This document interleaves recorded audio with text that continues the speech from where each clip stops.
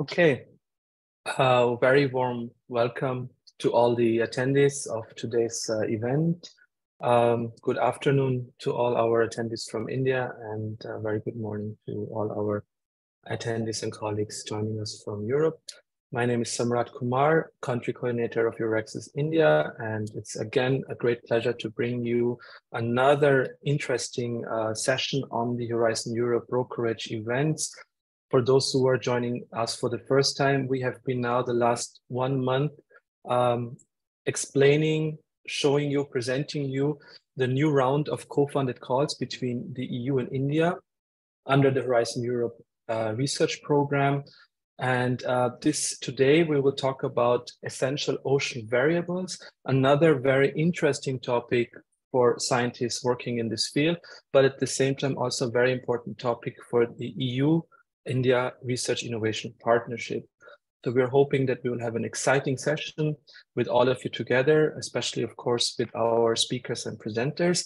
And before we dive in to the session, I would like to welcome Mr. Pierrick Filon-Achida, who is the counselor and head of the Research Innovation section of the EU delegation to India, to give the welcoming remarks for today's event. Pierrick, thanks for being with us. And yes, please open this session now with your words. Thank you. Yes, hello, good afternoon to the colleagues in India and good morning to the colleagues in Europe, because what we are trying to do today, I'm speaking from Delhi, the EU delegation. We are trying to bring together EU and Indian team on that call. So today I would like to thank the support of the government of India, especially MOES, Dr. Vinay, and of course our European partners, especially Dr. Sandberg, from Norway, but all the speakers. In terms of concrete outcome of today, as Dr. Kumar Samrat explained, we have divided, the EU and India are coming with joint funding on several calls, and we have divided per call because each domain is very specific. So today the objective is, thanks to the presenters on each side, to have some ideas of topics that could be submitted to this in terms of proposals. But probably there are more colleagues coming around the table that will not present, but I encourage you to give your ideas. To bring a proposal together is very difficult. So I count on the help of the Europeans. They have to help you in India. It's not a matter you cannot do it in India, but it's so complex. But you are a specific added value for Europe, and you have to show in your proposal for each work package, each deliverable, where you are and what is your organization doing. Luckily, I like your sector of oceans, not only because I'm coming from the seaside part of Europe. I'm coming from Brittany. So I love oceans, I love sailing, I love to be there, and I can see the big impact of climate change. So I just want to pass you the word that we need to work together, EU and India, on this extremely important topic of research, of science. So I count on you to put proposals. You have the benefit of having already experience in past projects. So from both sides, Europeans and Indians, please consult with your colleagues who are already on existing schemes, because they can tell you maybe how they had put the proposal and what worked, what didn't work after, so that when you write the proposal, it's a good text that evaluators can understand, because we are not like at school, but still you are passing a very competitive process. Only 5 to 10%, maybe more in your domain, because there are fewer actors, will go through. So it's just a matter to very fairly present what you can do and to convince the evaluation panel. We will conduct the next steps after the evaluation with the government of India in order to ensure that the Indian partners will get the funding. This is really important. And we will not let you alone once you have started. We will help you in a group manner to monitor what you are doing. Because we see the impact of research. We are not just a funding agency, we are a policy body the European Union, European Commission. So for us, what you are doing is helping us to derive a policy agenda. And just to close, I work very closely with Dr. Vivek, one of my staff. We work very closely with European embassies in India. So whatever you are doing will be disseminated, will get the support of the embassies here, of all the stakeholders we can reach out. So that's it. In terms of content, I will leave you in very capable hands of the Vivek, Dr. Samrat, and all the speakers whom I thank again. I hope in a few months we will be able to have the evaluation of that call, very likely before the summer, so that we can speak again. At the same time, we will speak again with those who have been successful as well as those who have not been successful, because we need to know why they have not been successful, how they present themselves. So back to you, Samrat, and again, bye from Delhi. Thank you. Thank you, Pierrick, for your kind opening remarks. And it gives us also immense pleasure that the government of India is represented by the Ministry of Sciences, who has been Ministry of Earth Sciences, sorry, who has been cooperating in organizing this event, and at the same time, of course, being the main pillar in this call, together with the European Union. So it gives us a great pleasure to have Dr. Vijay Kumar from the Ministry of Earth Sciences with us to also give some opening remarks to the attendees and participants. Thank you, Dr. Vijay Kumar, for joining. Thank you, Dr. Samrat. So good morning and good afternoon to all the participants and the panelists. So first of all, I welcome all the panelists and the participants to this webinar being organized by European Union and then by Ministry of Earth Sciences, or co-funding one of the call related to essential ocean variables. So in my ministry, we work on ocean science, polar science, then weather and climate. So this is one of the important, you can say, area in which Ministry of Earth Science is working. And we have very good experience working with the European Union related to earlier projects. We have funded a few projects earlier also, and we have co-sponsored 2 calls earlier also. So this is the 3rd call for Ministry of Earth Sciences. And we have selected 2 calls under this Horizon 2027. So it is very good, I think, and we have very good experience. And this type of webinars are very important to bring all the people together so that they can share their thoughts and then can have some more interaction, and then they can find partners in their projects. So from Ministry of Earth Sciences, we are looking forward to have very good, you can say, proposals under this call.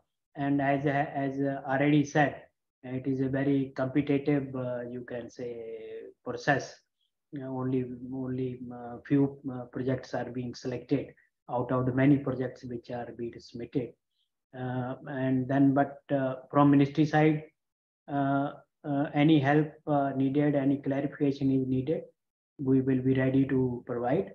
And if we are not able to answer that thing, we will help. We will get help from the our colleagues in the European Union in Delhi to get the help and then clarify if some issue or something is there. But I think, as has been said, it is a little complicated process for funding, for, you can say, preparing the proposal, then submitting online and all that. So sometimes some issues comes, but we have experienced that last time also. We are able to have some solution for any problem is there. So so I will say that I thank all the people from Ministry of Earth Sciences and welcome all the panelists and participants, and look forward to have very good, you can say, interaction here also, and then in the future, and hope that very good projects will come up under this call. So thank you. Thank you so much, Dr. Vijayakumar, for your encouraging words, and also, highlighting the importance of this call, but also highlighting the excellent cooperation the European Union had with the Ministry of Earth Sciences in the past, in the previous round of calls, but also for this call. Thank you so much. And with that, I welcome our next opening remarks speaker, Dr. Merete Sandberg, Special Advisor at the Research Council of Norway. We are very happy to have the Norwegian partners here with us on this session, and they have been very supportive also in the organization. And I'm very much looking forward to hearing, Merete, your opening remarks. Thank you.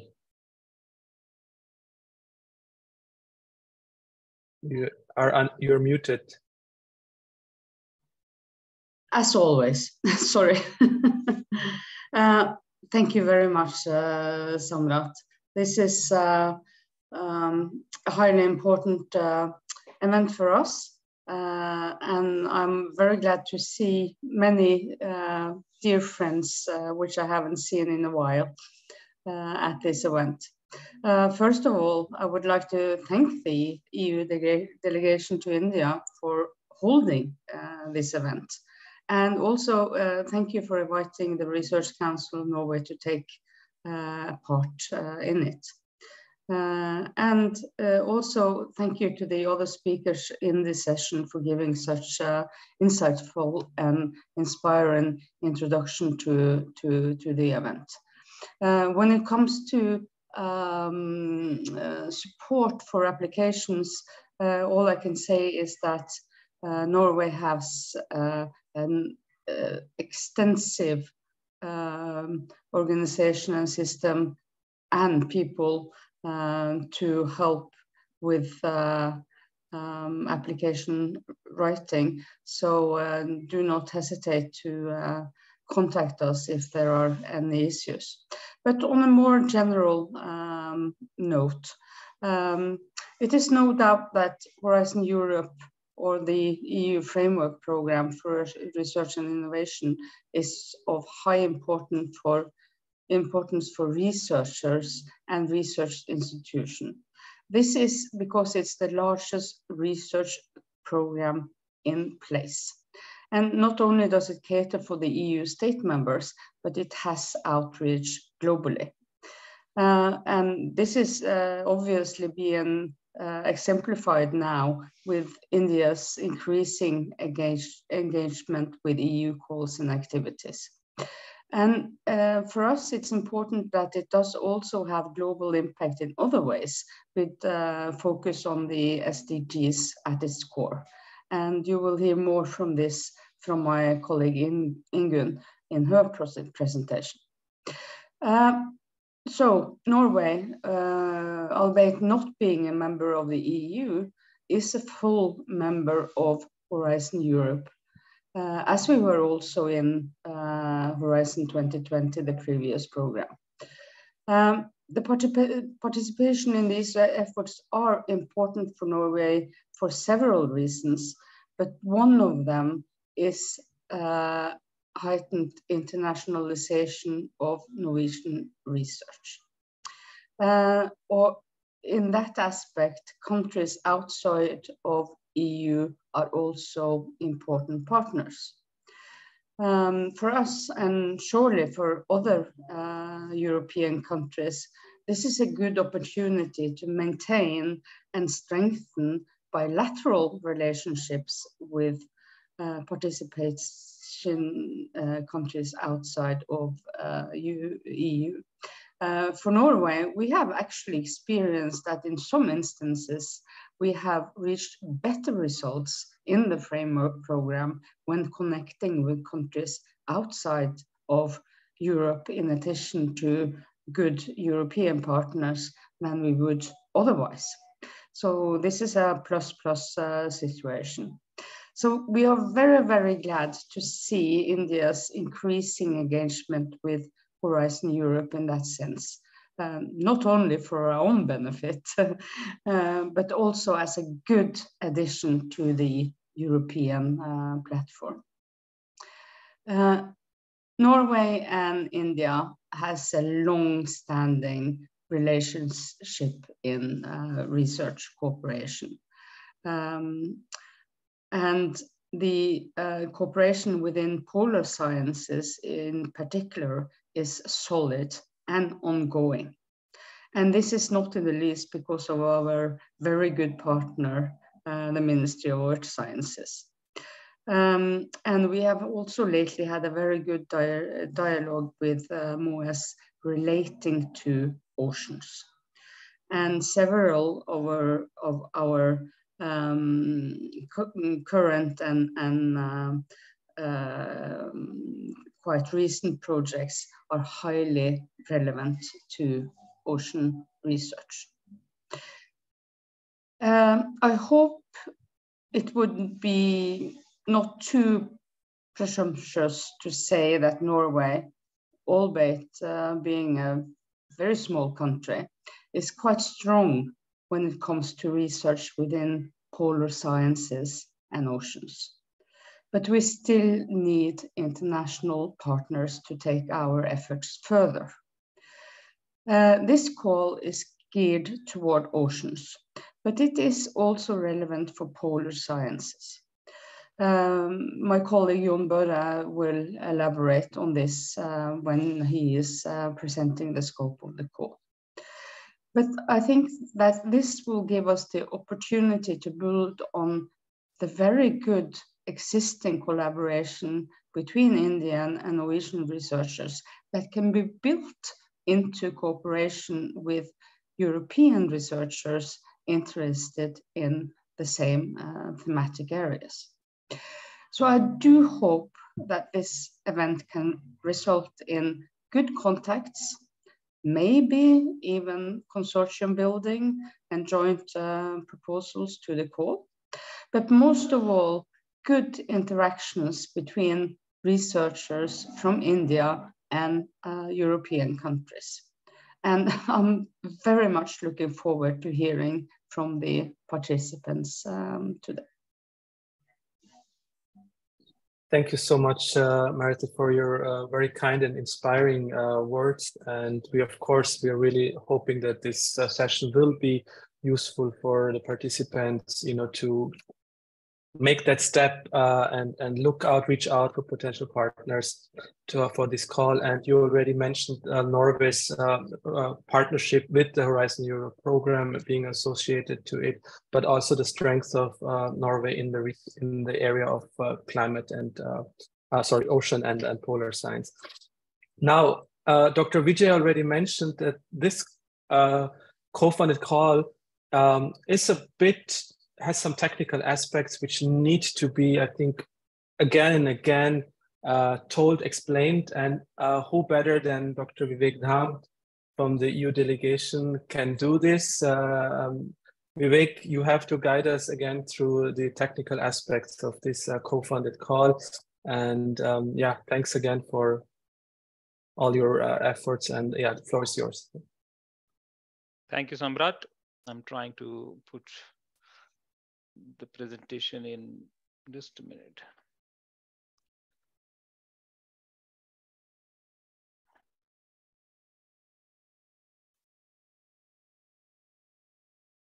Yeah. Could you please confirm it is fully visible and I'm audible? Yes, perfect. Yeah, perfect. Thank you. And thank you once again, MOES and Research Council Norway for joining this important webinar. In my previous avatar, I was an oceanographer. So the topic of today is very close to my heart, and a lot of my friends are participating in this webinar, and also some of them are also making a flash presentation. So before I go to my details of program, I will tell you this is a joint presentation with me, Dr. Aparna from MOES and myself. We had prepared this presentation, and we will be giving you an idea what exactly the call offers to you in terms of eligibility, admissibility, what are the submission process, how to form a consortium, what are the regulatory considerations you have to do, IPR issues. So in next 15-20 minutes, I will give you a quick overview how to go about the proposal formation and what are the eligible conditions. So before I go to the detailed technical aspects, this is the call which is right now open, and it will close on 12th April 2023, 17 hours Brussels time. Okay, so this call is co-funded by MOES, and this is an innovation action. That means this is not a basic research call. We are looking from this particular call something more, towards a system or product or service that has an prototype or testing kind of or demonstration kind of a pilot initiative. So this is to be taken consideration because this is not a basic research. This is more towards going a step forward. Okay, I will come to that details later on, but keep the date in mind, 12th of April 2023. So all the information related to the call, scope of the call, impact, implementation, and terms of participation in Horizon Europe, okay, for the European side, should be referred only and only to the funder and tender portal. Okay, this is the legal document. This is the document which you should refer to. Any other documents, texts which are floating around the internet should not be considered for the reference. You should go to the funder and tender portal, and specific call gives exactly the all the details as well as the participation conditions. So please note this. I will share the presentation, but funder and tender portal is the first keyword you should take into consideration. All the information related to Indian participation, co-funding, eligibility criteria for Indians has been given in explicitly by MOES.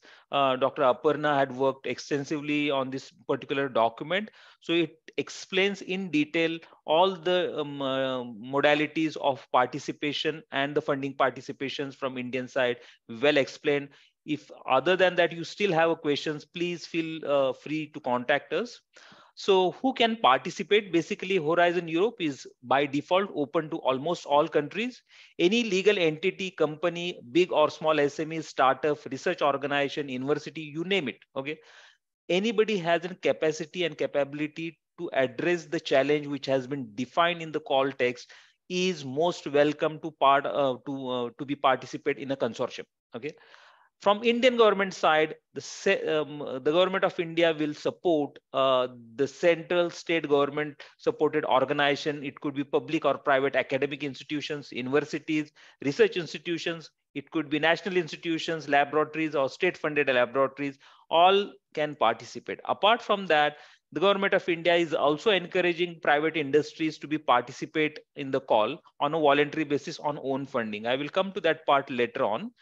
So basically, what is the basic eligibility criteria? So most of the people are used to national or bilateral funding, but please note that the European program, the Horizon Europe, is a multilateral program.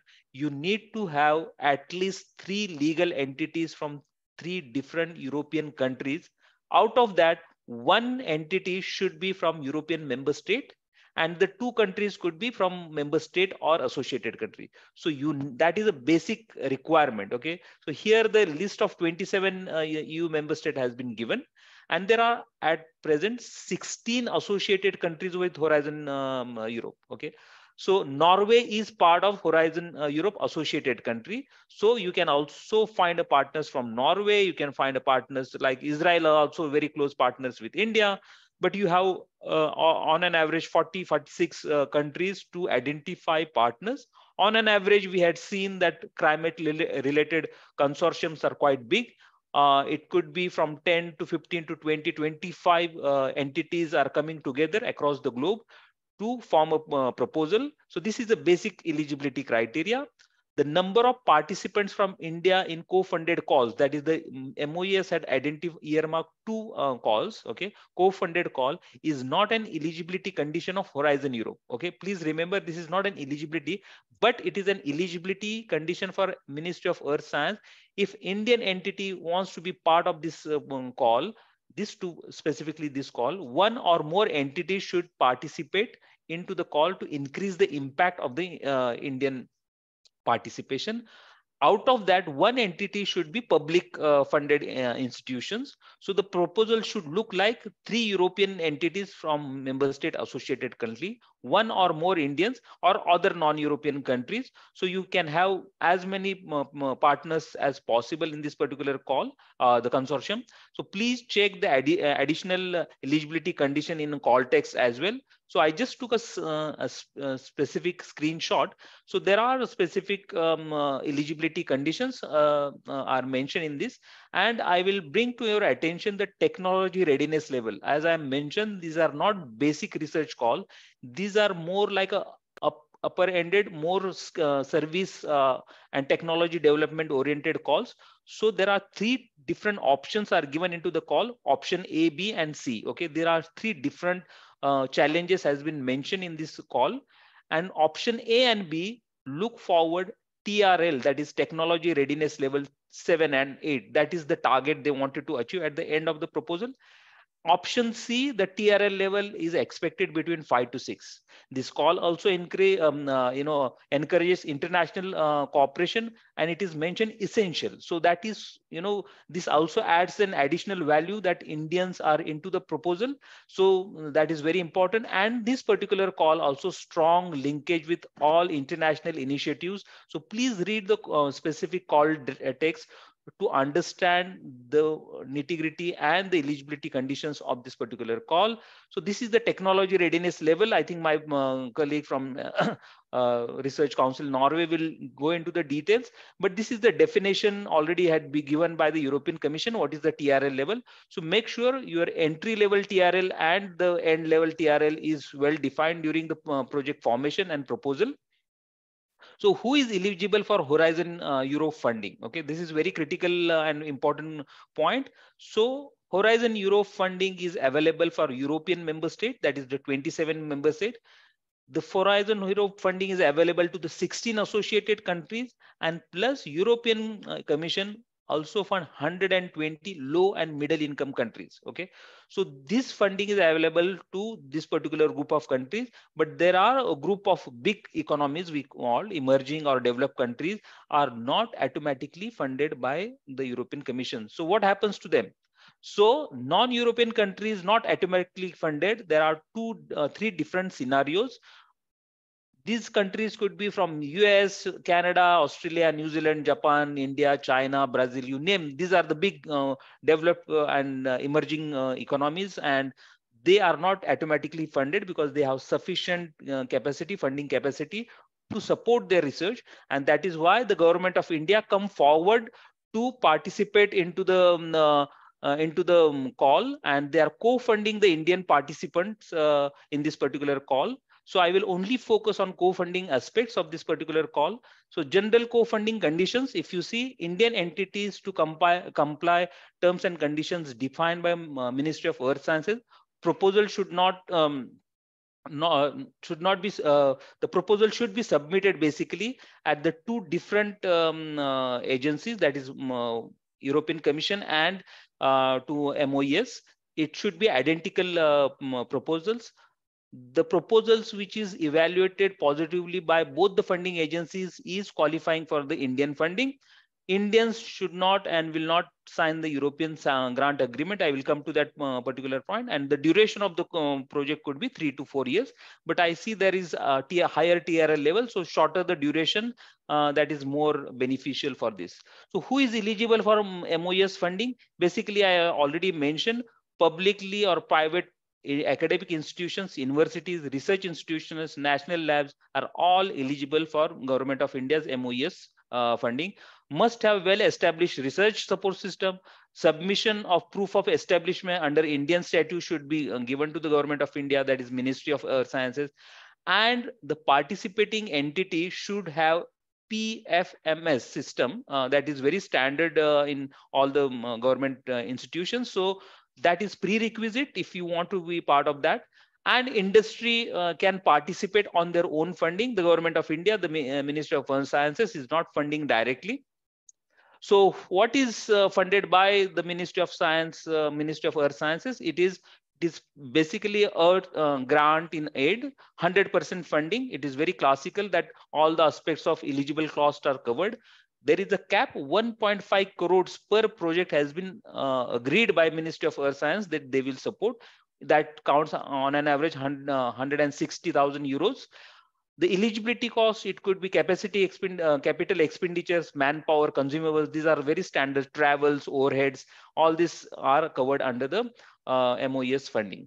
So admissibility, this is very important. As I mentioned, the proposal has to be jointly developed by India, European, Indian, and other partners, and it should be put format in a Horizon Europe template. That is, it has a part A and B.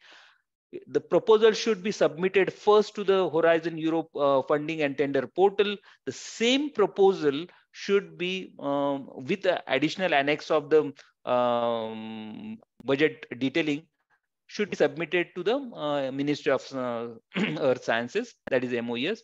So make sure the same proposal, there should not be any discrimination or any differentiation between what you had submitted to Europe and MOES. It has to be identical proposal. In addition, the annexes you need to attach. The MOES will accept all the proposals after the Horizon Europe submission, that it gives a 7 days grace period for you to submit the proposal electronically. And then later on, it also asks for a hard copy. I will come to that point. And all the proposals which you are sharing with the funders, make sure all the annexes, all the documents are readable, download, and printable. So first submission to European Commission, to the Horizon Europe funding and tender portal. This action will be taken care by the European coordinator. The Indians has to just feed all the inputs that is required. The proposal is divided in two parts, that is part A and part B. Part B is more a scientific proposal, which is download. All the consortium members form the proposal. Same proposal, part A, B, and the funding details will be submitted to MOES by email address. The email addresses are given, and plus they also request the one hard copy by post. So the first important thing is consortium formation. Basically, this session is meant for that. We are giving a platform for the researchers to identify each other's strengths, areas, and express the interest so that they can form the proposals. But there are so many platforms, so many entities are making efforts to connect best people across the world to form the consortiums. EURAXESS India, EURAXESS network, NCPs, my colleague from Norway is there also. So all the people are trying to provide a network assistance to the best researchers across the world to form the proposal.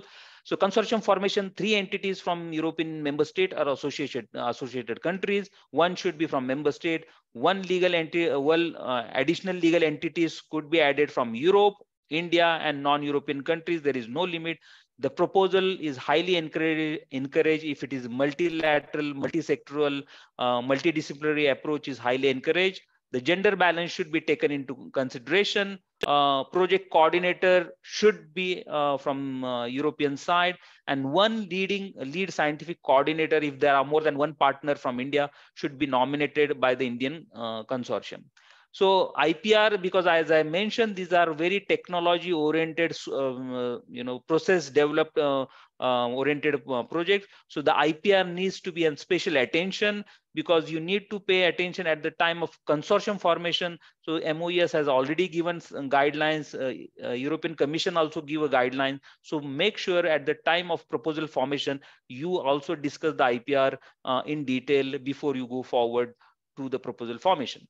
The application form, part A and B. Part A is very structured form which is embedded into the system, and part B is download form which can be integrated into a scientific proposal. In addition, there are different annexes are required. So type of beneficiaries, European and associated countries are considered as beneficiaries. Indians will not be considered as beneficiaries because they are not receiving EU funding. Instead, they will be receiving funding from MOEs. So they should be considered as an associated partner. Make sure your European coordinator knows that you are participating as an associated partner into the project proposal. So what does it mean? No funding from EU, funding will come from Government of India. You will not able to coordinate the project, but you will able to lead the work packages or participate into the project proposal. Each entity will require a 9-digit participation identification code. I think most of the institutions are having it, but if not, I will give you details about it. Consortium agreement is the only document you will sign, and the Indian side will not sign EU grant agreement. So at the time of proposal formation, the Indian side make sure that you don't have to give all the budget details to European side. You will just give a lump sum amount which is required in euros to the European coordinator that he will put in the part A of the proposal. So evaluation will take place first at the European level, that is Horizon Europe evaluation criteria will be applied. This is a peer review process. Once that evaluation is done and it is positively evaluated, proposals will be submitted to the, will be informed to the Ministry of Earth Science. Those proposals will be re-evaluated by Government of India. The proposal positively evaluated by European and the Indian government. The Indian entity will get an funding for that particular proposal. So this is very important to take in consideration. The proposal at the time, this is the timeline I'm going to explain. This is the 3 months the call is open, which will close on 12th of April. By within 3 months, we will finish the evaluation, 3 to 5 months, and remaining period, we will make sure the grant agreements are prepared. We anticipate that Government of India will also follow the same timeline, and the projects will start on the same time when the Europeans will begin. So these are the different websites which can help you to find the partners. These are all entire European system. The is electronic based system. You need to have your own EU login ID. So this is the instructions here, as well as the MOES guidelines also give that.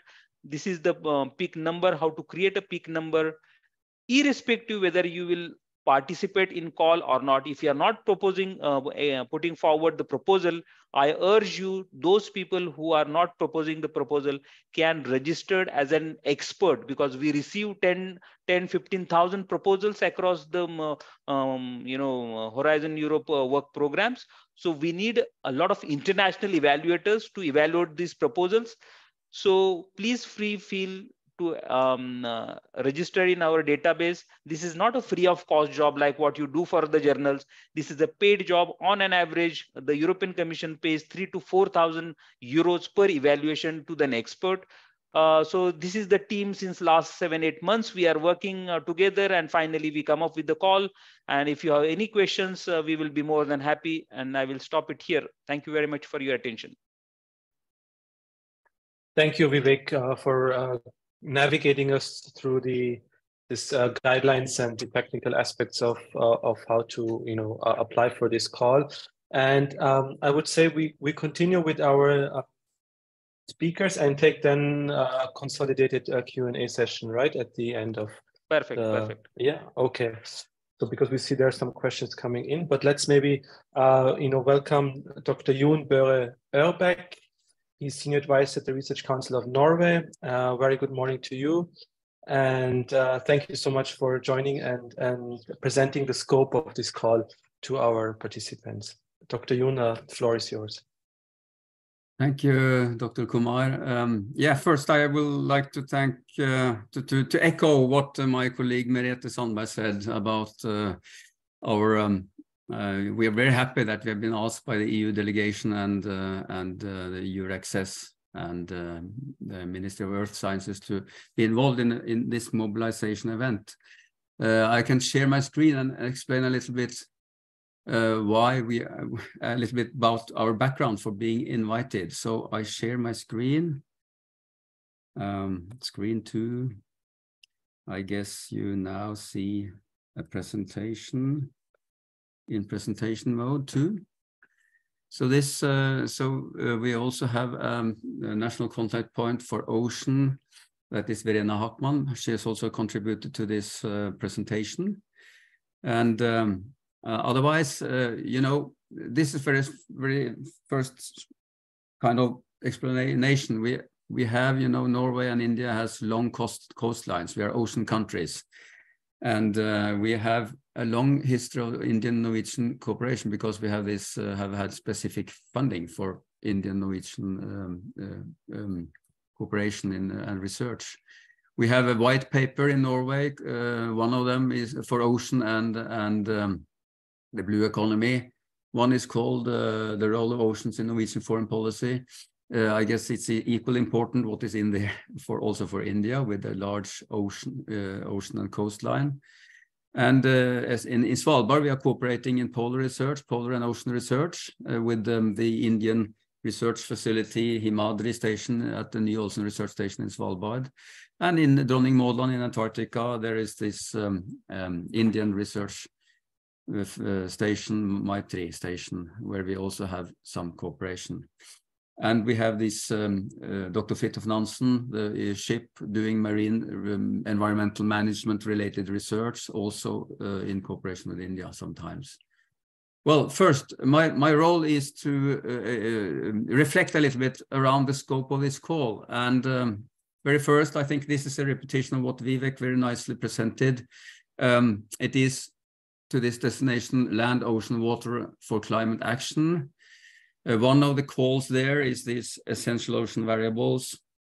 There's a lot of money involved, and the call has been opened, you know, for 2 months already now.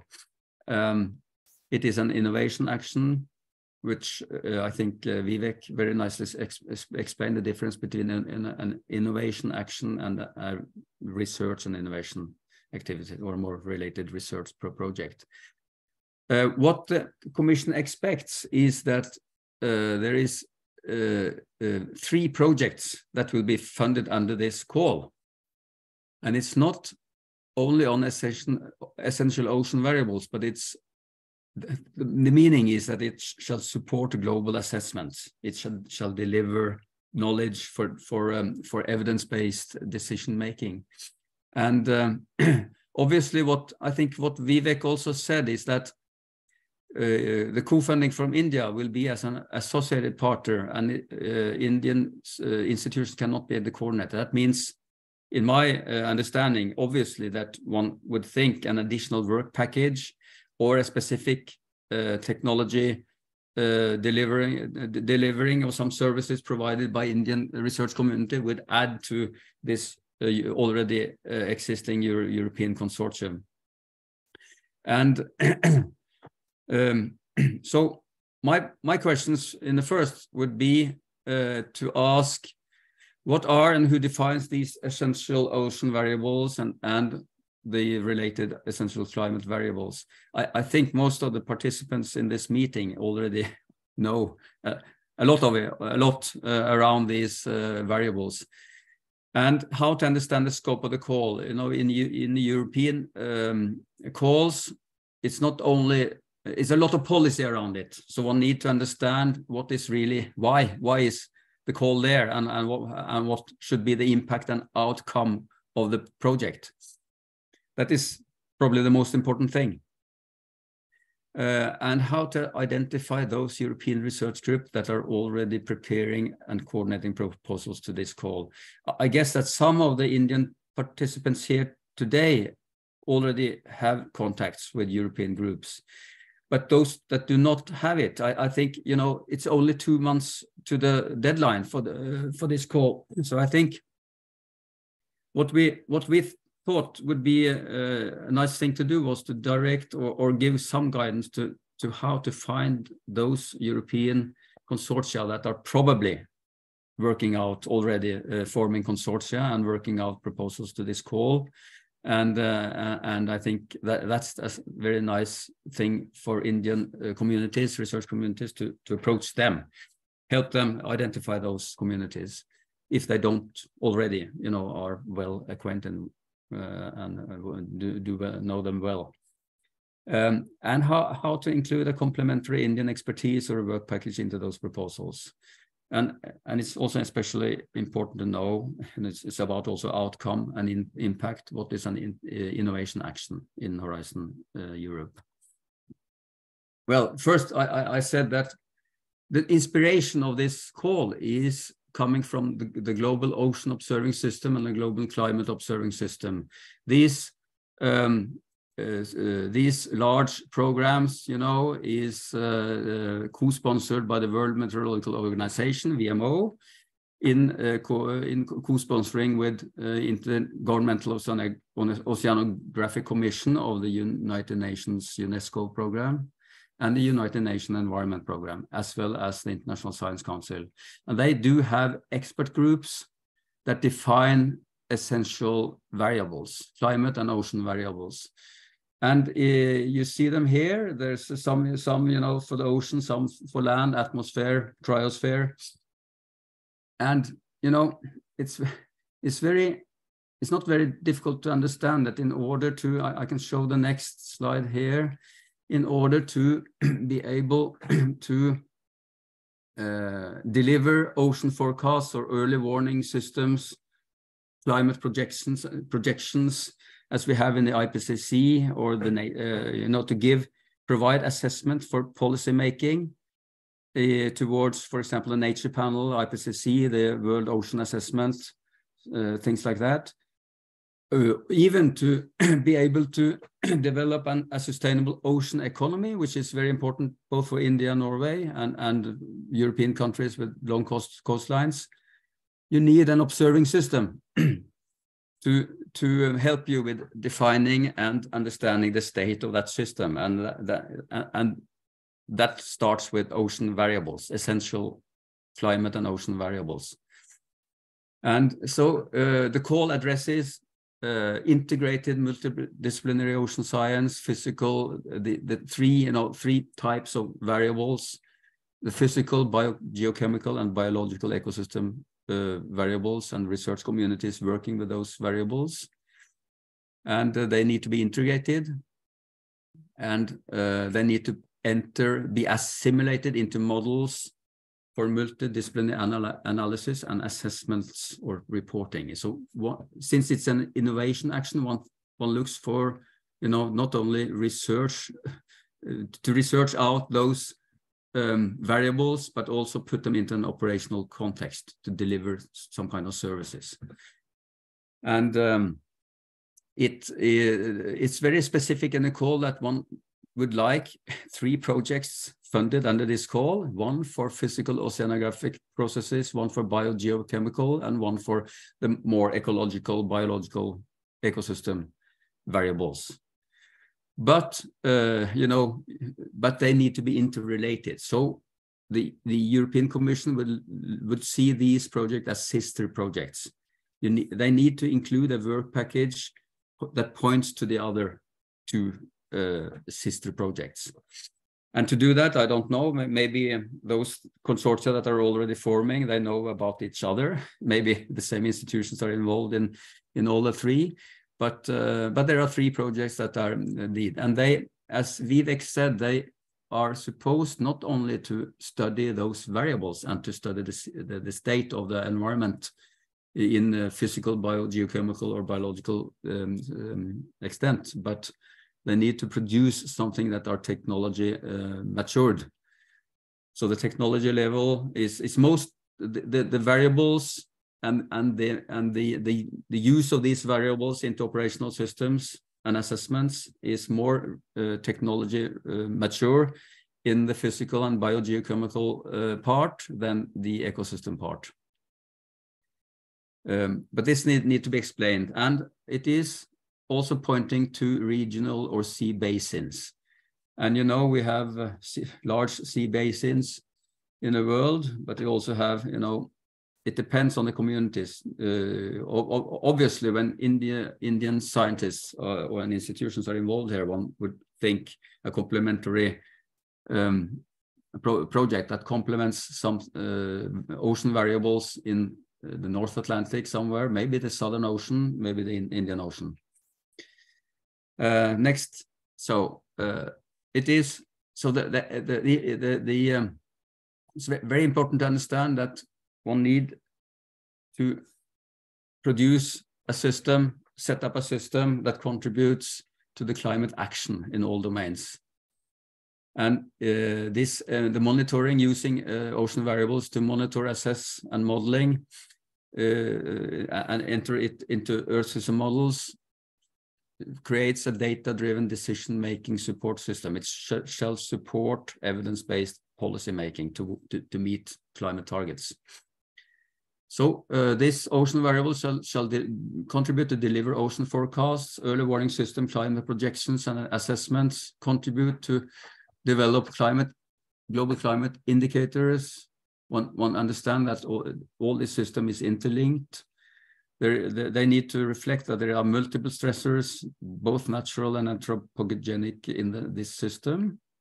And it should support sustainable management and conservation of oceans in all aspects of ocean health. I will then turn to the presentation from the EU Commission itself that has been presented at the Information Day of Horizon Europe. It uses the same figure here from GOOS, from a Global Climate Observing System, identifying ocean variables. So the policy context is very important for the Commission to make all the applicants here understand. So all these projects under Horizon Europe should support the goals of the European Green Deal. That means those in there that supports the goals related to biodiversity and climate. You know, EU shall meet climate targets by 2030 by 55% reduction, for example. And it shall strengthen this interdisciplinary ocean climate biodiversity research, deliver ocean forecasts, and implement the protective and adaptive measures for ocean ecosystem sustainable management and conservation. And it needs to be multidisciplinary. Sorry. So I think the main message is that these innovation action projects shall support global scientific assessments. That means, if I show the next slide, they shall deliver data, essential variables, and into an operational system and assessment that contributes to what you can see here.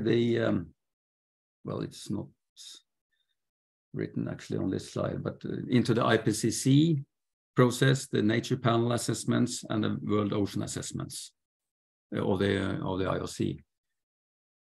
So for the first thing, physical oceanographic processes that are, quite well developed already. One can further develop the ocean monitoring variables based on the existing ocean observing systems one have in different parts of the world oceans. And it shall contribute to develop a more quantitative understanding and predictability of the processes. Also having in mind that there are ocean extremes and possible tipping elements in the world of oceans. And here is, the essential variables are already quite well defined. Of course, one could find new variables, but according to GOOS and GECOS, it is already a number of well developed variables and observations of those. For the biogeochemical oceanographic processes and indicators, I think it's about combining greenhouse gas measurements in regions especially critical for greenhouse gas fluxes. For example, understanding which ocean areas are the most important as a carbon sink, for example. Where are the bioproductive areas? One relates here, for example, the MBON, the marine biodiversity, that's more related to option C, but the ICOS, integrated carbon observing system, measures ocean carbon which is a very, very important observing system in this respect. Here are the essential variables. And of course, main aim also is to improve the implementation and integration of these biogeochemical variables into Earth system models. For the third, sister project or scope C, option C, the biological and ecosystem part. Here is, of course, the MBON, Marine Biodiversity Observation Network, quite important to define what is the variables. You will also have a lot of different variables here. For example, marine turtles, mangrove cover.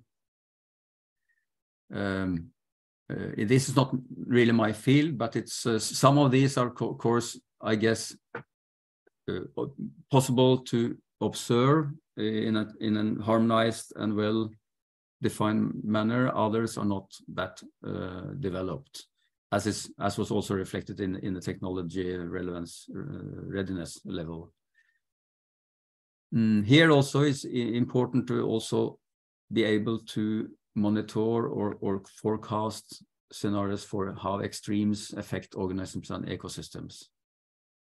And they should be incorporated into Earth system models. If I interpret it a little bit from our own office, I've repeated the European Green Deal over here. It's very important that it supports the goals of the European Green Deal. So all these proposals, they need to make clear in the proposals that they understand those goals, and that and explain how the project will help reaching the targets set in the European Green Deal. Also in the EU Maritime Strategy, the European Digital Twin of the Ocean is a very large ambition, where the ocean variables, of course, are relevant, and especially help improve the global scientific assessments of the IPCC, IPBES, and World Ocean Assessments. And of course, they should contribute to the 2030 agenda of Sustainable Development Goals 14 and 13. If I show the next slide. So what is, I think, a very important message is that one should further develop those ocean monitoring indicators from GCOS, GOOS, and they need to be, in compliance with what is already being used for IPCC, these assessments. Of course, there are many already very nice developed observing systems that produce such variables and observe them. For example, the EMSO ERIC, the ICOS ERIC in Europe, the Integrated Carbon Observing System. The Argo buoys in the world oceans are very important. Also, the project shall improve Earth system models. That means that they should be, the parameters, the variables should be incorporated in and improved to be used into these Earth system models, and especially important for the next phase of IPCC, the CMIP-7 models for both ocean and polar regions. And the CMIPs, I think, large part of the Indian research community are also contributing to those model into comparison projects. And it need to be, one cannot only work with ocean, with the physical variables, by geochemical or the ecosystem variables. One need to have an integrated system. One need to interrelate with the others. And as I already said several times, evidence-based decision-making, that means the support of policy-making, the knowledge produced from this, the system shall be further develop an operational system that really contributes to understand how the oceans are changing, and in order to protect the health of the oceans. I will come back to this link with the Copernicus and the European Space Agency in a moment. But of course, Copernicus Earth observation is a very important part of this aspect too. So in the call, if you read the call text, there's a lot of, the European Commission has included in the call, almost everything you can think of is relevant to this topic, which of course is quite challenging for everybody. One could think that it is impossible to meet all these needs. But I think one should regard, of course, one need to address in these projects the most important goals and impact. And one need to build on what is already being done. And there are a lot of large European projects, and also guided by the umbrella programs of GCOS and GOOS and others that have already been done. And here are some acronyms of projects that one would likely build on. There are, for example, INTAROS is an integrated Arctic observing system, which is now continued into an Arctic Passion, an Arctic observing system of systems. There is the Atlantos, was a project in the Atlantic. And in the next slide, I will come to other examples too.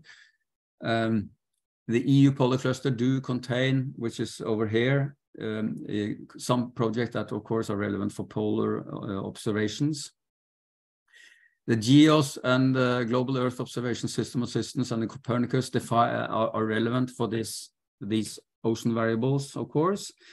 And what I should say is that the EU and under the EU programs, they now link Earth observation is very important, and it's a very powerful Earth observation system. The Earth observation missions of the European Space Agency and the Copernicus especially is contributing together with those in situ essential variables and of the oceans.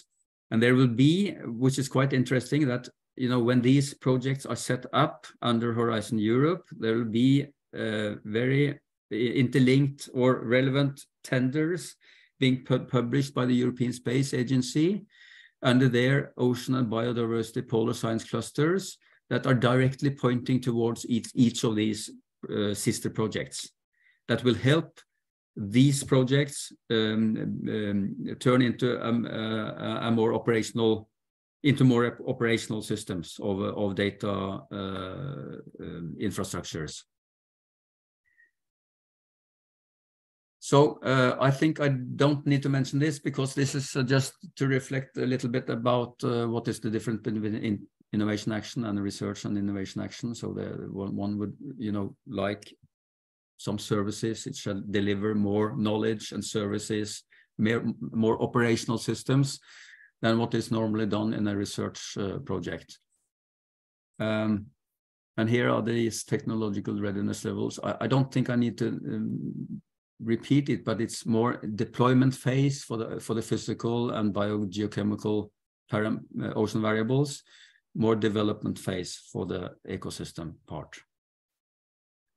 Now I'm just trying to now I'm approaching the end of my presentation. I was just reflecting a little bit how to include an Indian associated partner into what I believe is already quite strong European consortia planning proposals to this call.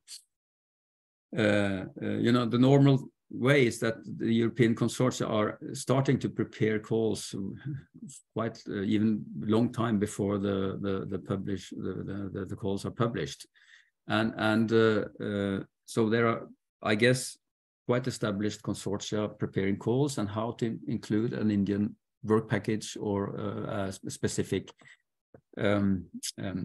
competence into and complementary part into the proposals. Well, at least one could look at the basins Of course, I guess European groups would normally look at the Atlantic Ocean, all Atlantic from pole to pole, you know, from the Arctic to the Antarctic, all along the Atlantic. But there is a lot of important ocean basins, other places, the Indian Ocean, Southern Ocean. So I guess that one could, and I know that there are established also ocean observing systems in India, organized by the and also reflected on the very advanced Indian Earth observation missions at the ISRO and the Indian Ocean Observing System. I guess there are relevant complementary parts from there. In the call, it's mentioned continental shelf slopes, coastal zones, polar areas, mangrove cover, coral reefs, marine turtles, ocean circulation, the ocean biological pump. There are, you know, hotspots in the world oceans that could be relevant with Indian complementary parts. Well, they need to be interrelated. And my last slide is here. I want to guide you a little bit. We already heard about the partner search platform that was shown by Vivek in European on the European Horizon Europe Cordis pages.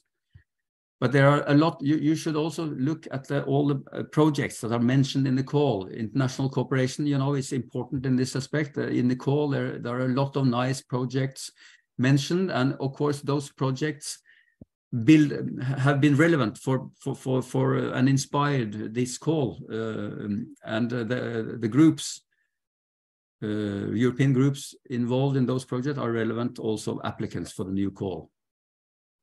So I will. So you should invest some time in finding those groups involved there. There are.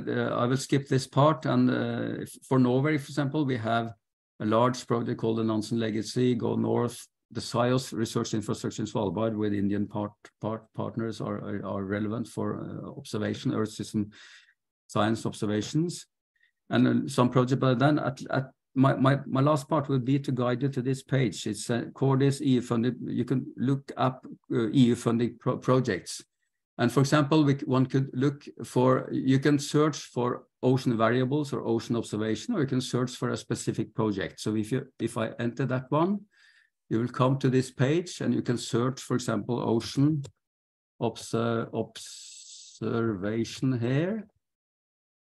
Search, and you will immediately get a number of projects up here that are relevant. For example, here comes the Atlantos quite fast up. If one search for Ocean ECU, which was one of the projects mentioned, you will get to this project, which is recently funded. And you will see that it's coordinated by NORS in Norway. And you have all the partners here in Europe, and you have the partners identified down here.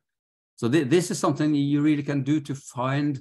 I'll go back to my presentation. This is something you can do to find partners in previous projects, and that I think would be a very, if you don't already are affiliated and know those groups in Europe that are, you know, relevant for the call, that's a good start.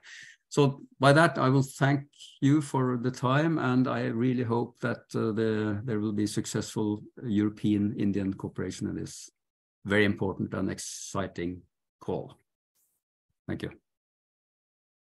Thank you so much, Jon, for an excellent presentation, also very hands-on, and especially I like the part where you showed like where you can look for partners, and also the tip with going back to projects which are already there, which are mentioned, to look there who are the coordinators. And we also already saw in our chat that there is already some active networking going on.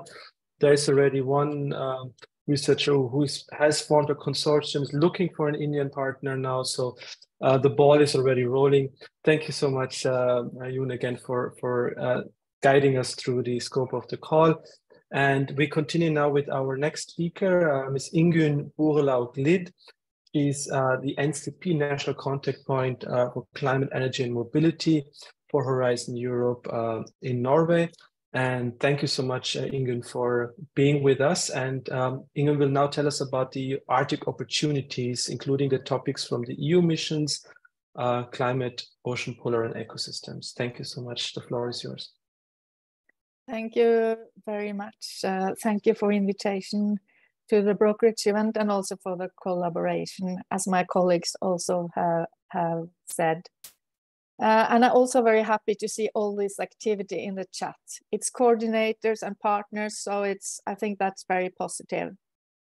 I would then like to share my presentation.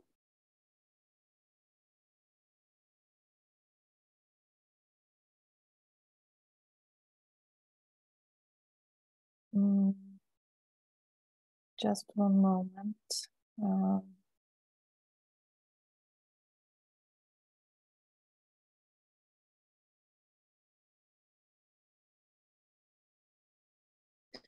Do you see my presentation now?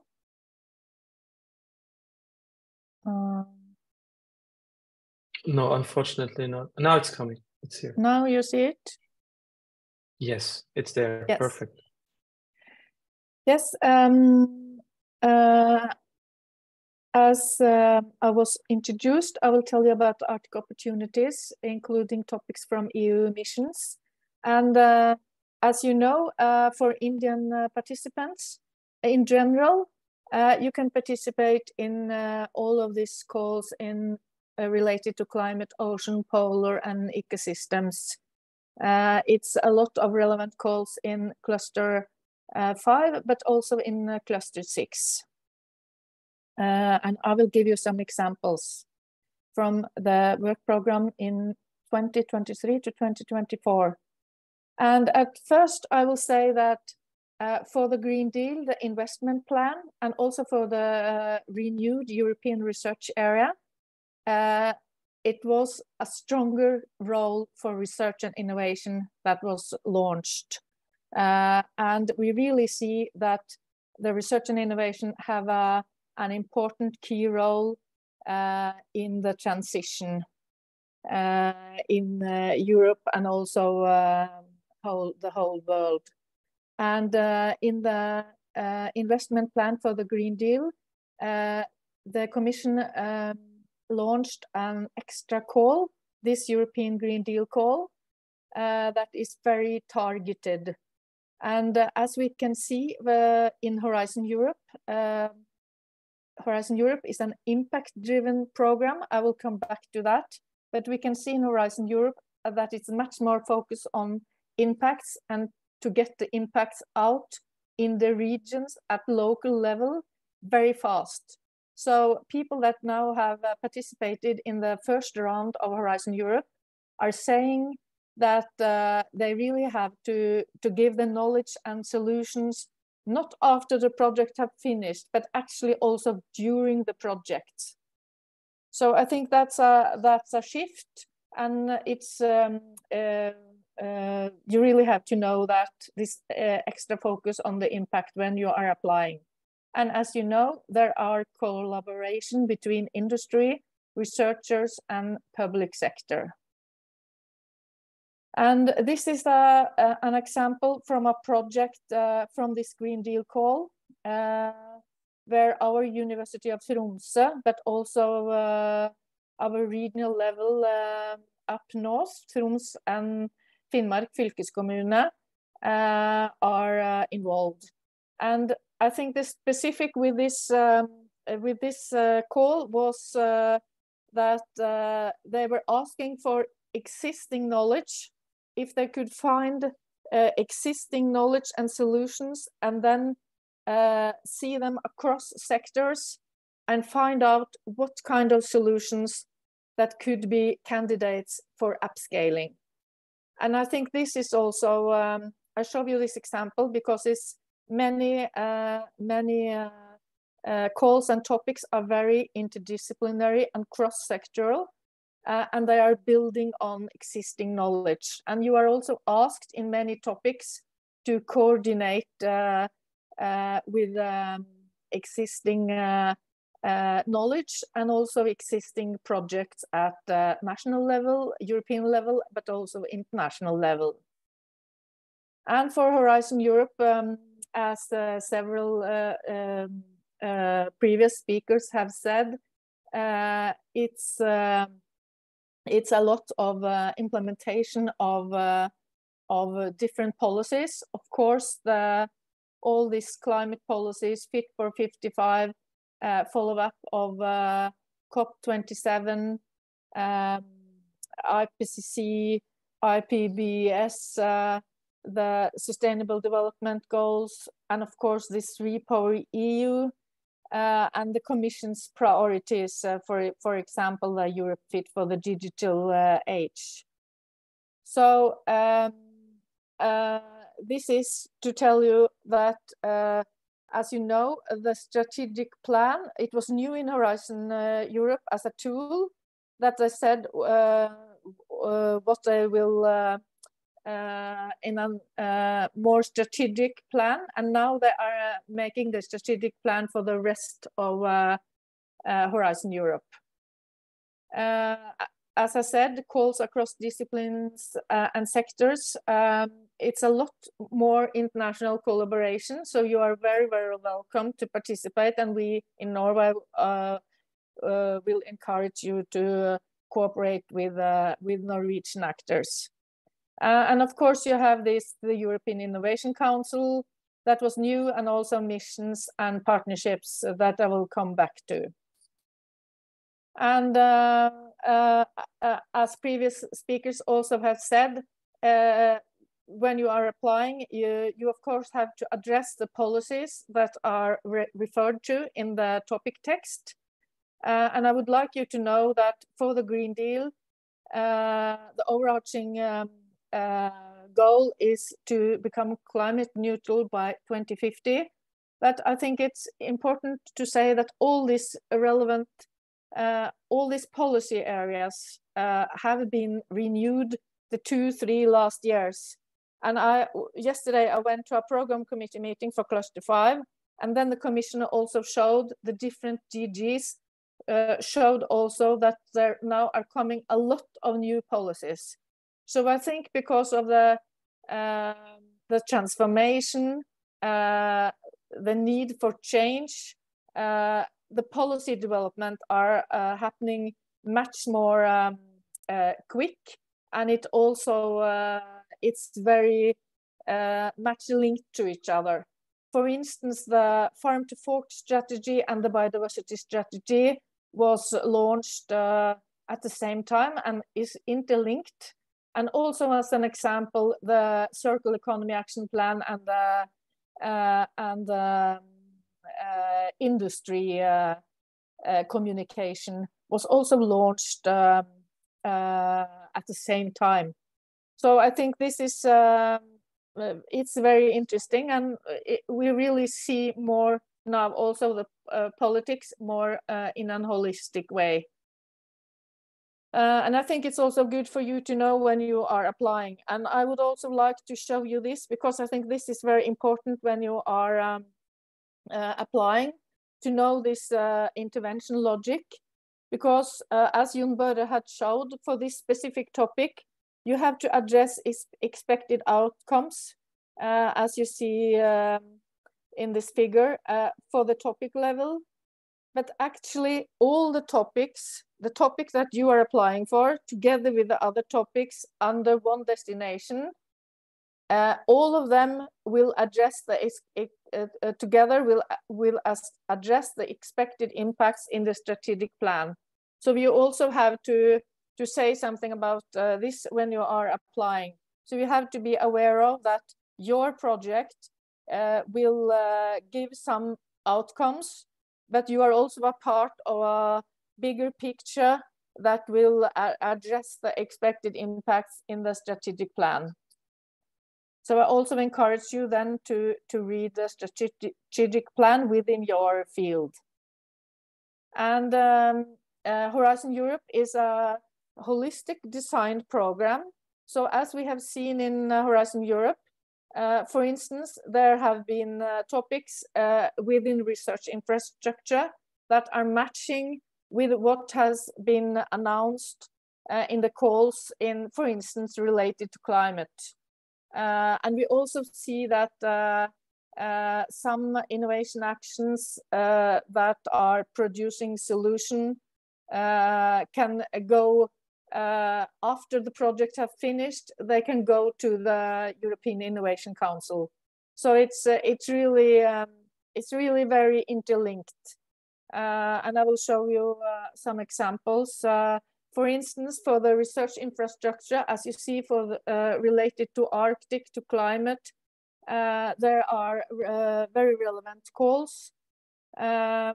New technologies and solutions for reducing the environmental and climate footprint, and research infrastructure services to enable research and innovation addressing main challenges and EU priorities. As you see here, it's a lot of focus on Arctic and polar regions. And it's also fair and open data sharing in the support of the mission adaptation to climate change. So I think it's also very important to look at the research infrastructure topics. So this is just some examples, just to inspire you to go into the work program for research infrastructure. And for destination 1 in the climate science, in cluster 5, I think it's many relevant topics for you. I have here mentioned some of the Earth system science topic, and I know a lot of you are familiar with them. It's focused on Earth observation and Earth system models. It's the climate-related tipping points. It's inland ice, including snow-covered glaciers, ice sheets, and permafrost, and their interactions with climate change. And it's paleoclimatic science, just to mention some of these topics that I really encourage you to go into. And it's also several topics within the climate change mitigation pathways to climate neutrality, and within climate change impacts and adaptation, and also social science, citizen science, behavior science for climate action, and the climate ecosystem interaction. So I think, and of course, a lot of these topics are very related to follow-up of COP27 and IPCC. And Norwegian actors are very successful in this destination, and are also a coordinator for many projects. And I go straight to cluster 6. It's of course a lot of possibility for international cooperation with India related to biodiversity and ecosystem services, and also to clean environment and zero pollution, and land, ocean, and water for climate action, but also within the governance area and city topics. So, for the thematic that is relevant for this brokerage event, you will have a lot of possibilities in this destination 6. And I will also show you some examples here. This is targeted for Arctic, but of course it's Arctic cases, and could also be relevant for many other topics. But as you see under the zero pollution, tackling human and climate change induced pollution in the Arctic, building resilient socio-ecological systems, ocean and coastal waters, carbon and biodiversity rich ecosystems and habitats in Europe and the polar regions. And you see also the topic that Jon Børre has presented, and that are the goal for this seminar. And it's ocean model for seasonal to decadal and local to regional climate predictions. And also other topics, as you see here. And as you also know, Europe wants to be a major player in the Arctic, and for these topics, there are the renewed EU Arctic policy is very relevant. So it's I really encourage you to go into this Arctic policy. I will now give you a little information about this new instrument, EU emissions. And I know that for the moment, you can only participate in this climate neutral and smart city missions, because there are these mission innovation cities that are invited to participate. So for the moment, it's international collaboration in these city missions, but not the other ones. But I hope for the future that there will be, and I also hope that the knowledge and solutions that are developed within this new mission instrument, that we could collaborate and share knowledge and solutions. And for these EU missions, they are bold, inspirational, and widely relevant to society. They are clear framed, targeted, measurable, and time-bound, and they are very impact-driven. So the whole focus with this mission is that there should be thematic issues that all people are engaged in. There should be a political engagement, and they will be measurable, and they have to solve different measures within a special time frame. So, and as you see, it's related to adaptation to climate change, it's ocean and waters, it's cities, and it's cancer, and it's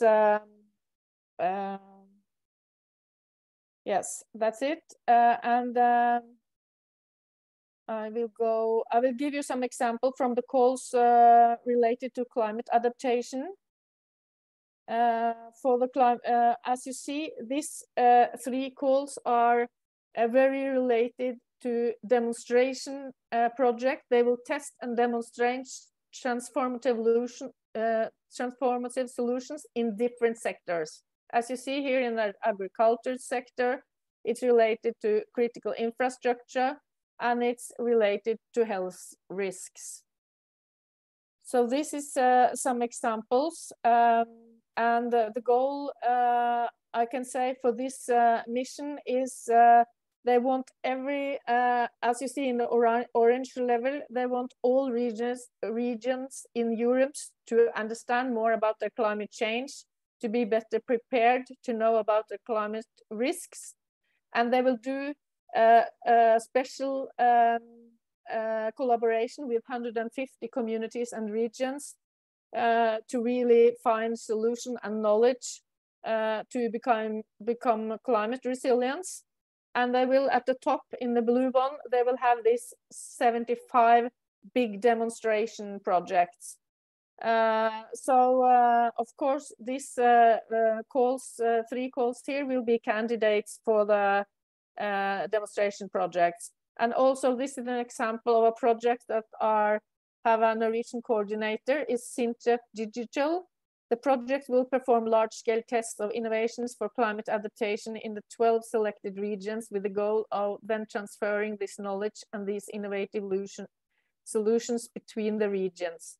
So as I said, I really hope that there will be room for also international collaboration in these missions, and I think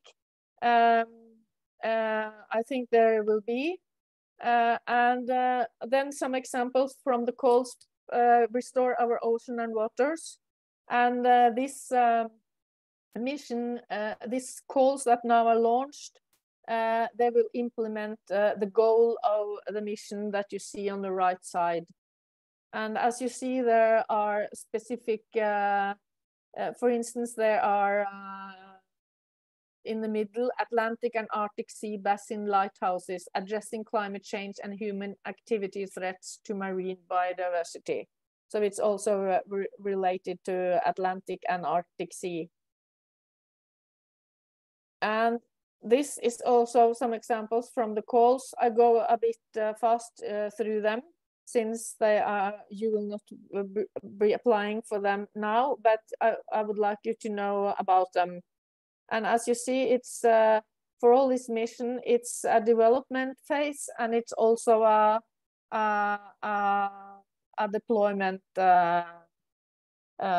phase. And for the partnerships, as you know, for the partnerships, there is a lot of international collaboration and calls that we are very welcome to also participate and collaborate with you in the European partnerships. And I can say that for the polar research and for the climate, there are new. The EU will come with new partnerships, and there will be a discussing in the future months in which area. And I can tell you that Norway is very fan of a partnership within polar research and also within climate action. And of course, we then would like to cooperate with you in India. And this is my last slide. It's some advice when you are applying.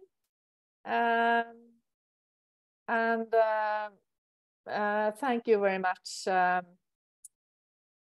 from me. Thank you so much, Ingen, for really very elaborating very nicely on these missions and the opportunities also in the clusters for Indian participation. So I think this was very, very informative and very useful for our participants.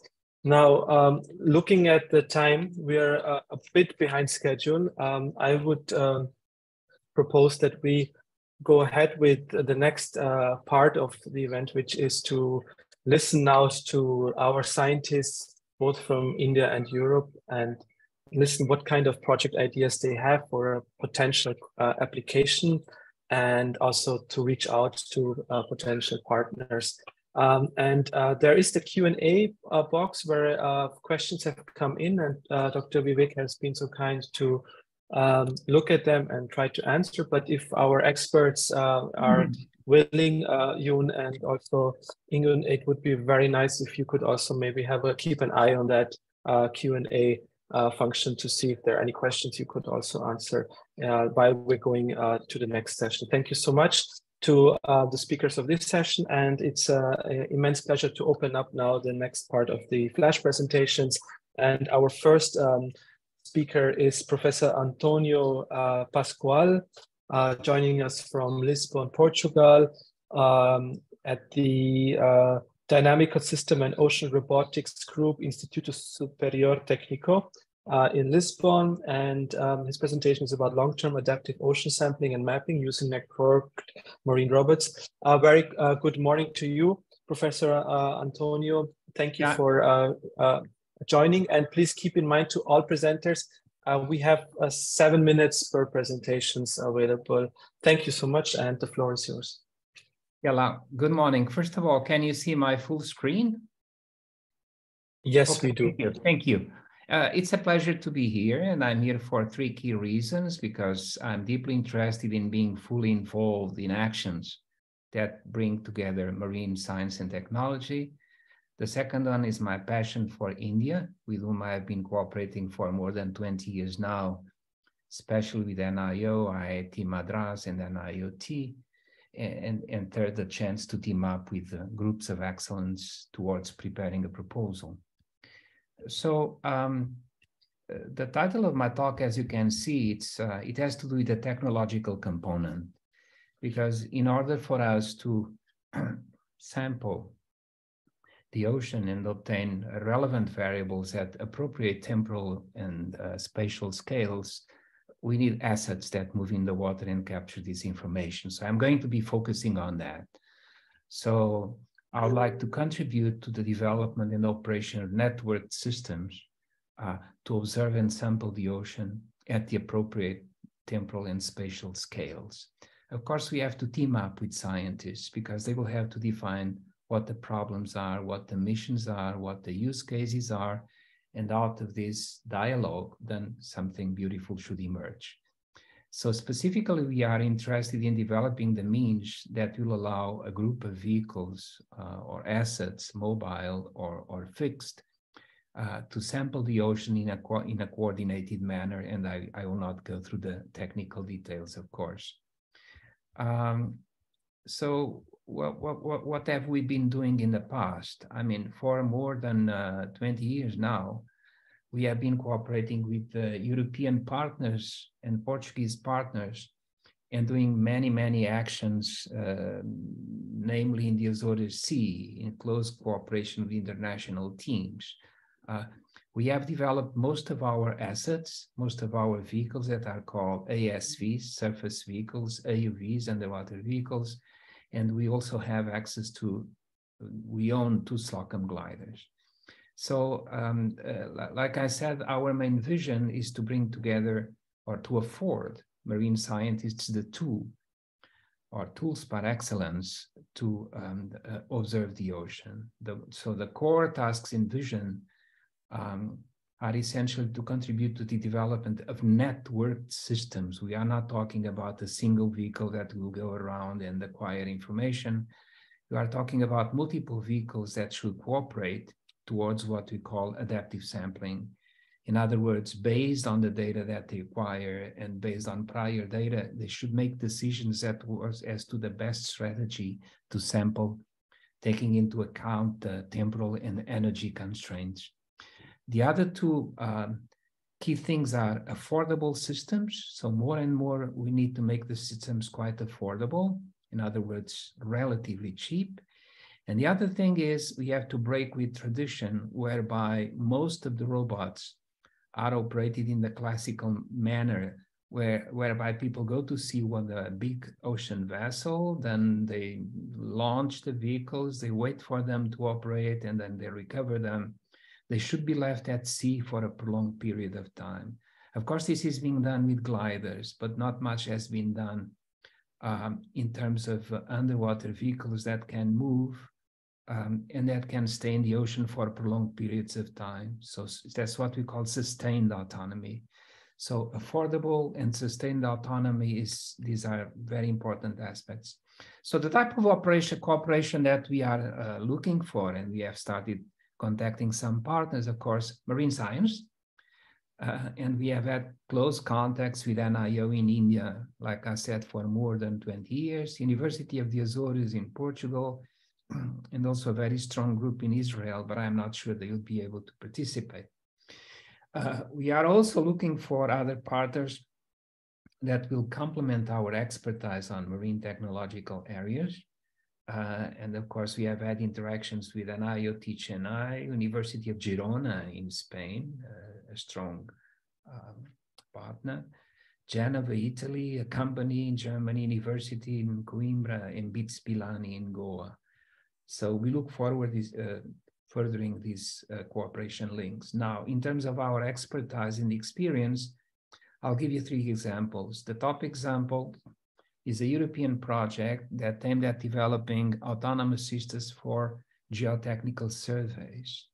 It was a complex project, also very rewarding, where we had surface robots sending acoustic waves to the sea bottom, and then having autonomous robots capturing the sound, and then, of course, with the data acquired, and what we can see what is underneath.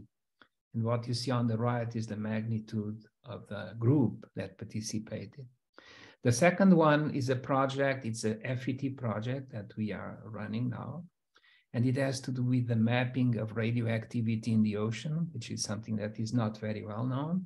Again, using 2 underwater gliders and the surface vehicle. And the third one is very interesting, called MORPH. It had to do with the development of a system consisting of multiple robots capable of working very close to cliffs for mapping of the marine environment, and again, a big group. So that's our expertise and a sample of some of the projects we have been involved in. So I'll be very quick. So representative EU programs in which we have participated or participate, the MORPH I showed to you, we must as well. We just finished a big infrastructure network, which was truly exciting because it brought together so many partners in Europe.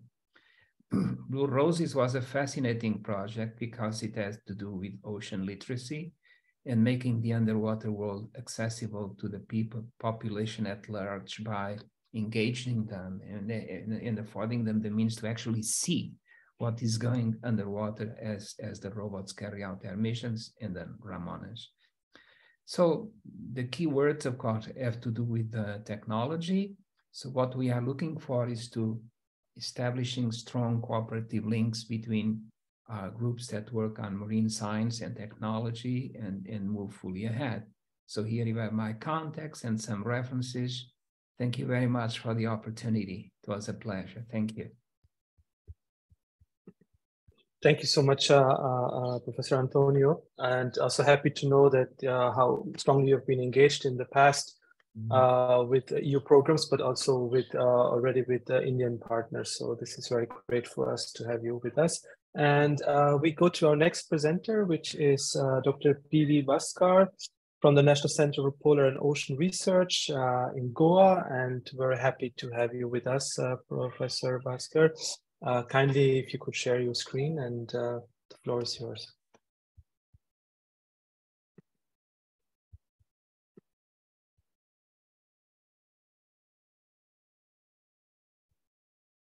And please unmute your microphone.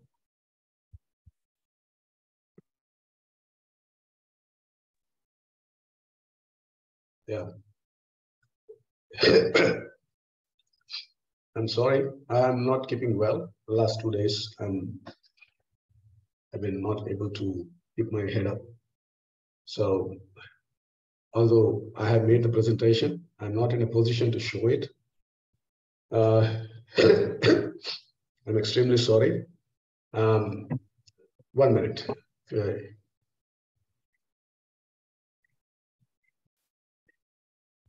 Sir, would you like me to share it for you? Yeah, it's better if you share it. Yeah, okay. Okay, hold on. Let me just open it. And, okay, just 1 second. I'm opening it, and then just let me know when I should share the. Yeah, we can do that. When I should move the slides. Yeah. Okay. Yeah. Okay. Here you go. So, good afternoon. So, I'm basically a microbiologist, and my focus is on biogeochemistry and microbial diversity, microbial processes. And I work in National Center for Polar Ocean Research as a scientist, as you can see here. Can you just go to the next? Yeah. So, a brief into the institute. It's a nodal agency for polar research in India, and it's directly under the aegis of Ministry of Earth Sciences. And we conduct research in the area of Arctic, Antarctic, Southern Ocean, and the Himalayas. Our institute is a multidisciplinary, and all these programs are multi-institutional research programs. And already some existing international collaborative projects are ongoing in institute. So my area of research is in the area of Southern Ocean and the Arctic. The Arctic, I work on the Coxfield and Cross-Europe system. Whereas in Southern Ocean, I carry out sampling of water, sea ice, and sediments. And below you can see the transects that we normally carry out our expeditions. These expeditions are once in 2 years. And this year we could not conduct the expedition. However, we hopefully get to, we are hopeful that next year we will be able to go for this expedition. We also have a regular sampling area in Kongsfjord. You can see this K1 to K9. And also we did Pan-Arctic, Pan-Svalbard sampling, mainly to understand the diversity of phytoplankton, especially cyanobacteria, using flow cytometer. And can you just go to the next slide? Yeah, so my key research interests are in the area of microbial siderophores, the importance in polar waters.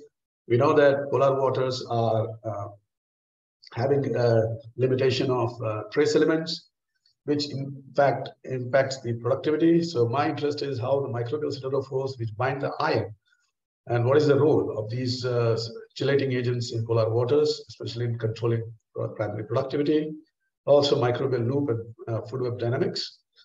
I also work on microbial diversity and enzyme processes. My special interest is in the area of exopolymer substances, their role in aggregation, the role in particle flux, DOM form chemistry, and of course, carbon flux, which is sediment trap-based flux measurements. So what I bring to the table is a well-established microbiology and biogeochemistry laboratory. I'm working in an institute which is already focused in multi-institutional, multidisciplinary research in the area of Southern Ocean. So we have experience in working with multidisciplinary teams, both laboratory and field-based studies. And you can see that if you want to have a look at my applications, you can just click onto the link below. Can you go to the next? Yeah, so the question here is, this call actually focuses on EOVs in polar waters. Now, Constable et al. 2016, they have identified the variables based on the property, either habitat, diversity, spatial distribution, primary production. But what is seriously missing is the role of microbes. You can see that everywhere you can talk about phytoplankton, you can talk about the grazers, you can talk about higher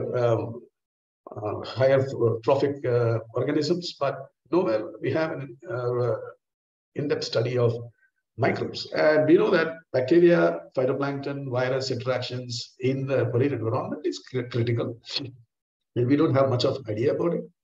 We also, we actually are not looking into the role of these microbes when it comes to phytoplankton interaction and how that works into the biogeochemistry of, say, sulfur or, say, nitrogen, carbon, how that works, and what is the export to the deeper layers in terms of the benthic carbon demand, how it influences the benthic carbon demand, what is the role of EPS in the form chemistry. So basically, my interest is in this area, which I've identified here as phytoplankton, bacteria, virus interactions, siderophores, ion chelation, DOM chemistry, and those components. And I'm looking out for people who already have a proposal in mind, but they're looking for engine partners. And I would be more than happy to collaborate with them. I would join a consortium, which is already existing, depending upon their research interest. What is the research interest? Thank you.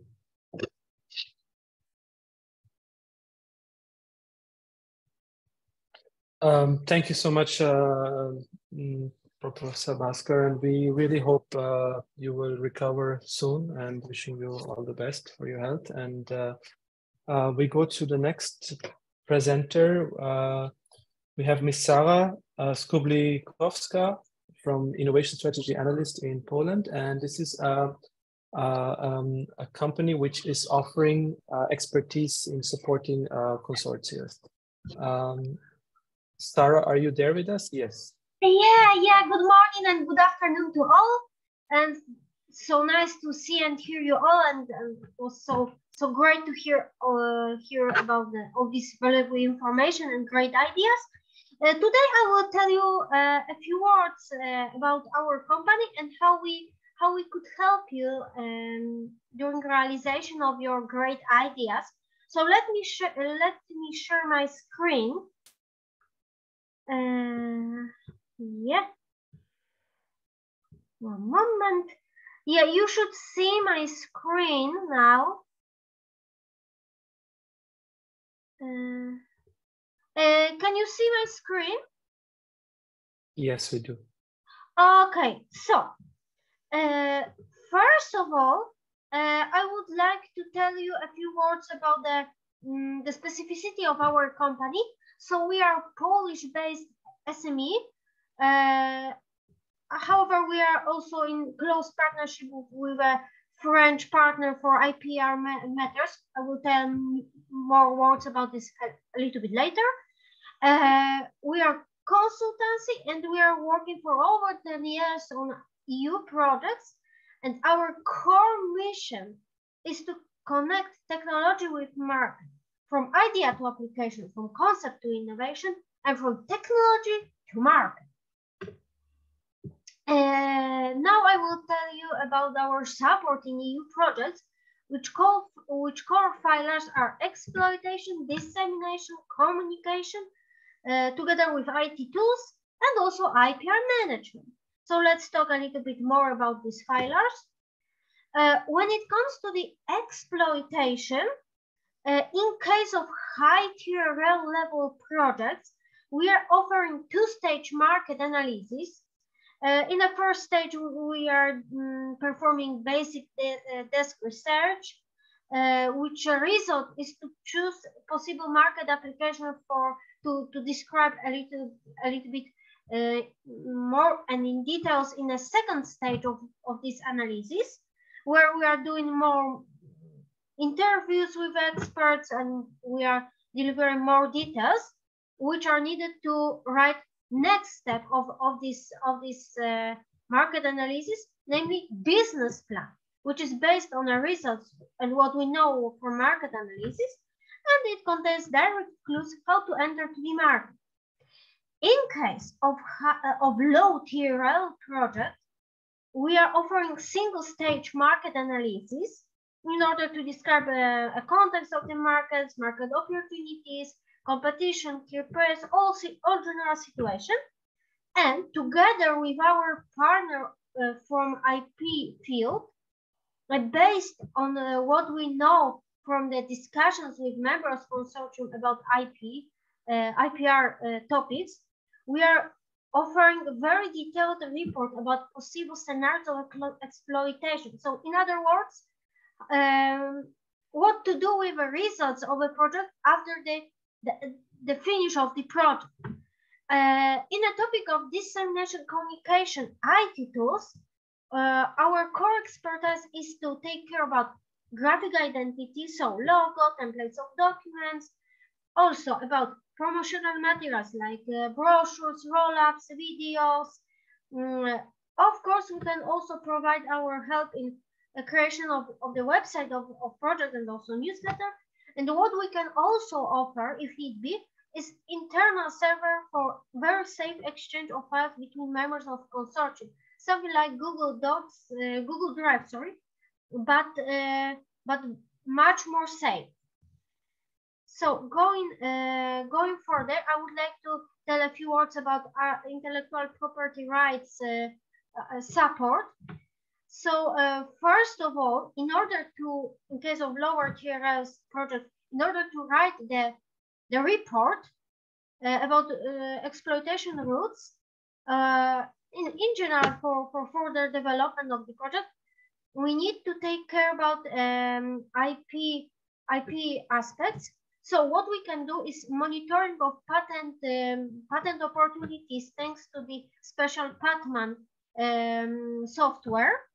We are of course discussing with consortium, and we are constantly monitoring background knowledge in order to know what should be protected and how to protect it, this knowledge.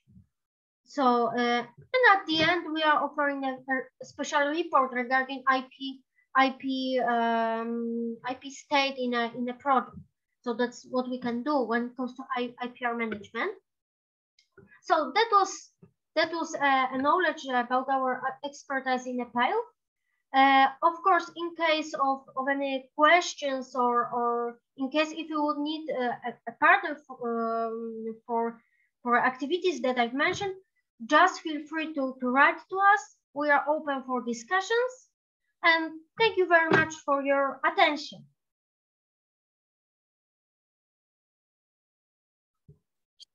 Thank you so much, Sarah. And we go to our next presenter is Professor Sarang, Assistant Professor at the BITS Pilani in Goa. A very warm welcome to you, and presentation, you can now start.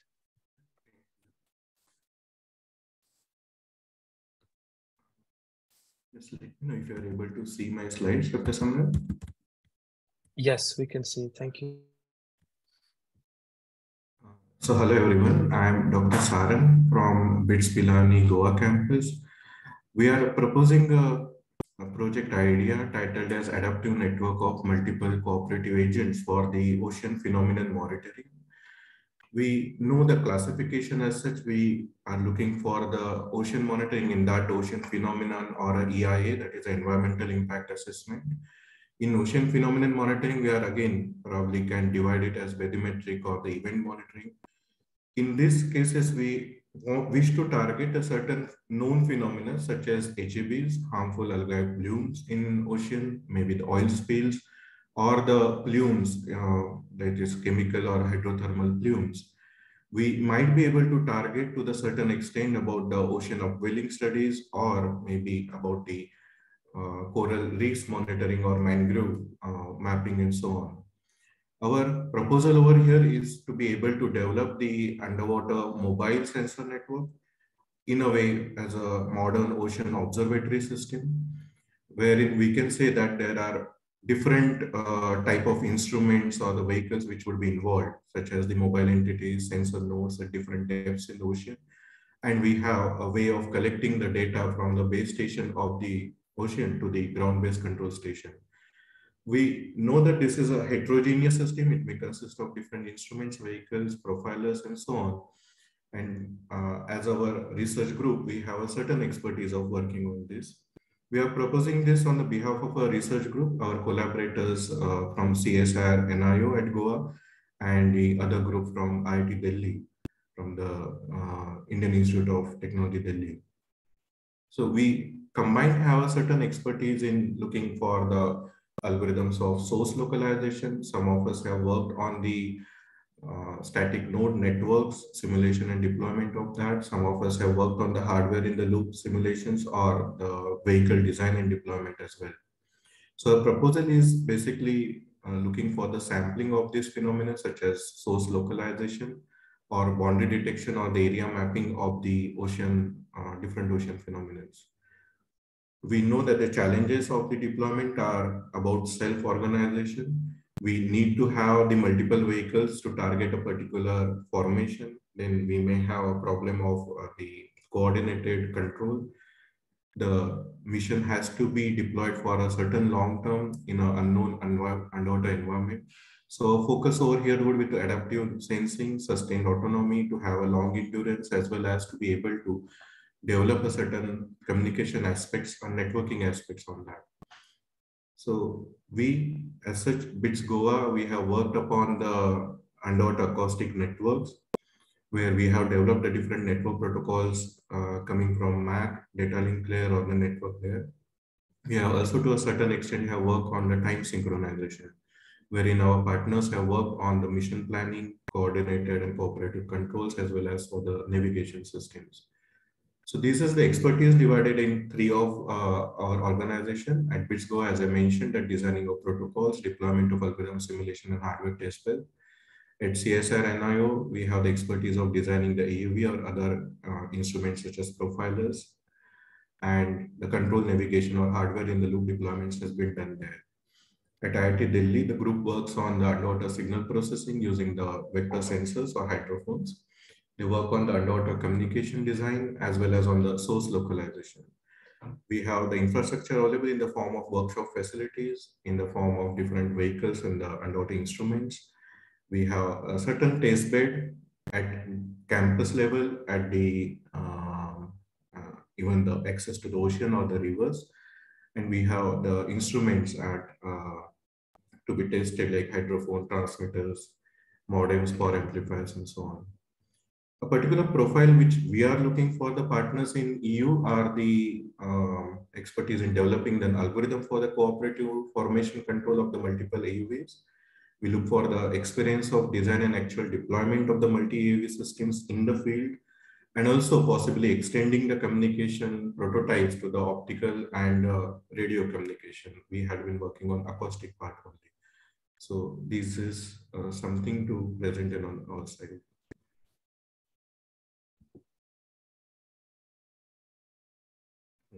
Thank you for your attention. Thank you. Thank you so much for your presentation, Professor Sarang. And we go to our next presenters, Dr. Sisi Bajish and Dr. Babula Yena. Both are from the National Center for Polar and Ocean Research in Goa. Very good afternoon. I hope you're able to share your presentations. Can you see it? Hello? Yes, we can do. Okay.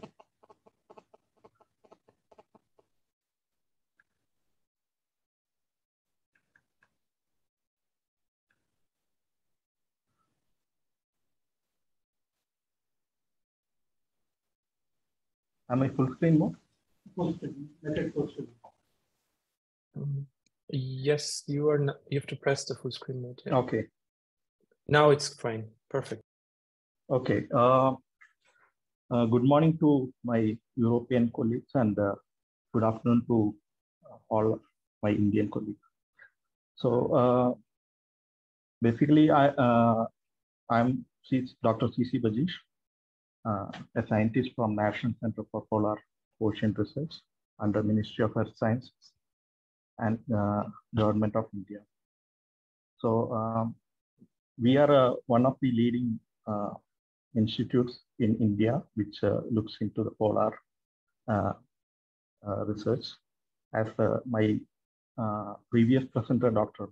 Bhaskar, told, we have a lot of international collaborations with different countries like Norway, UK, and so on. So in this pitch, we are trying to find an international collaborator who will be interested to look at Southern Ocean sea ice. So my title of this talk is Southern Ocean sea ice changes and its teleconnection with the low latitude weather and climate.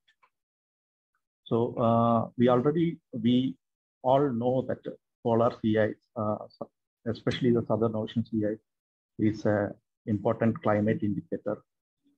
It is so because it controls the energy budget of the ocean. Also, it controls the geochemical properties as well as the physical properties of the surrounding oceans. And sea ice also provides a habitat to a lot of microorganisms and also some organisms like penguins and all. So the changes in sea ice is really affecting lot in the polar ecosystem. So coming to the pitch of this, mainly the pitch that we are mainly projecting, like the project idea that we want to propose is the essential ocean variable as the sea ice. So we would like to develop an in-situ observational capabilities of sea ice variables. So why is it very important? So we know that we can find from satellite lot of sea ice variables such as sea ice concentration, sea ice extent, sea ice area, as well as sea ice motion, which are almost accurately projected. But when we come to the variable like sea ice thickness, it is not the data or satellite observations are not readily available in the Antarctic region. So, for example, if you look at the Antarctic sea ice has grown in the satellite era from 1979 to 2014.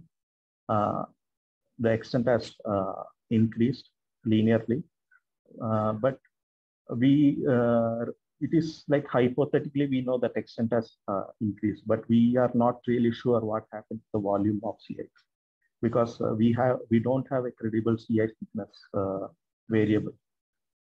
So and after 2016, recently there have been a really decrease of sea ice extent from extreme decrease.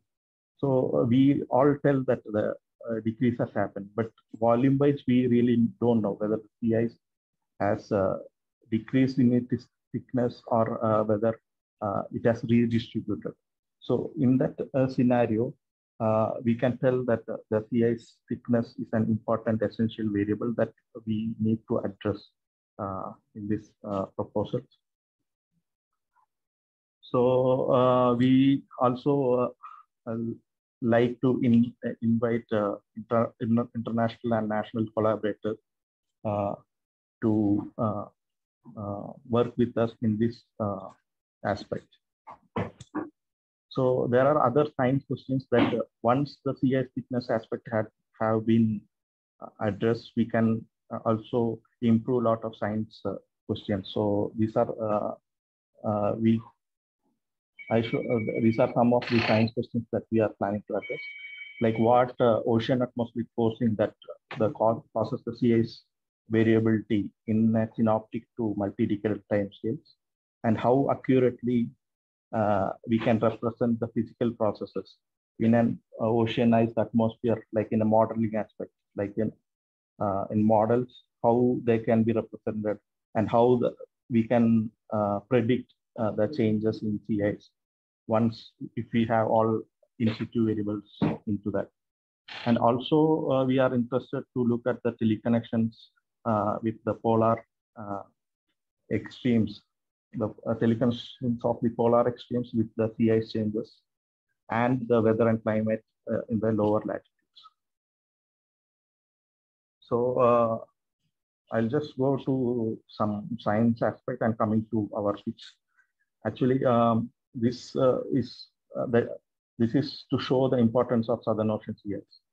We can see that the Southern Ocean CIs has a lot of seasonality.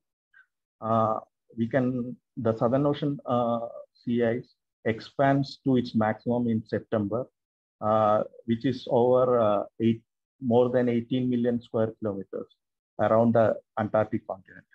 Then in February, it reduces to an extent of less than 4 million square kilometers.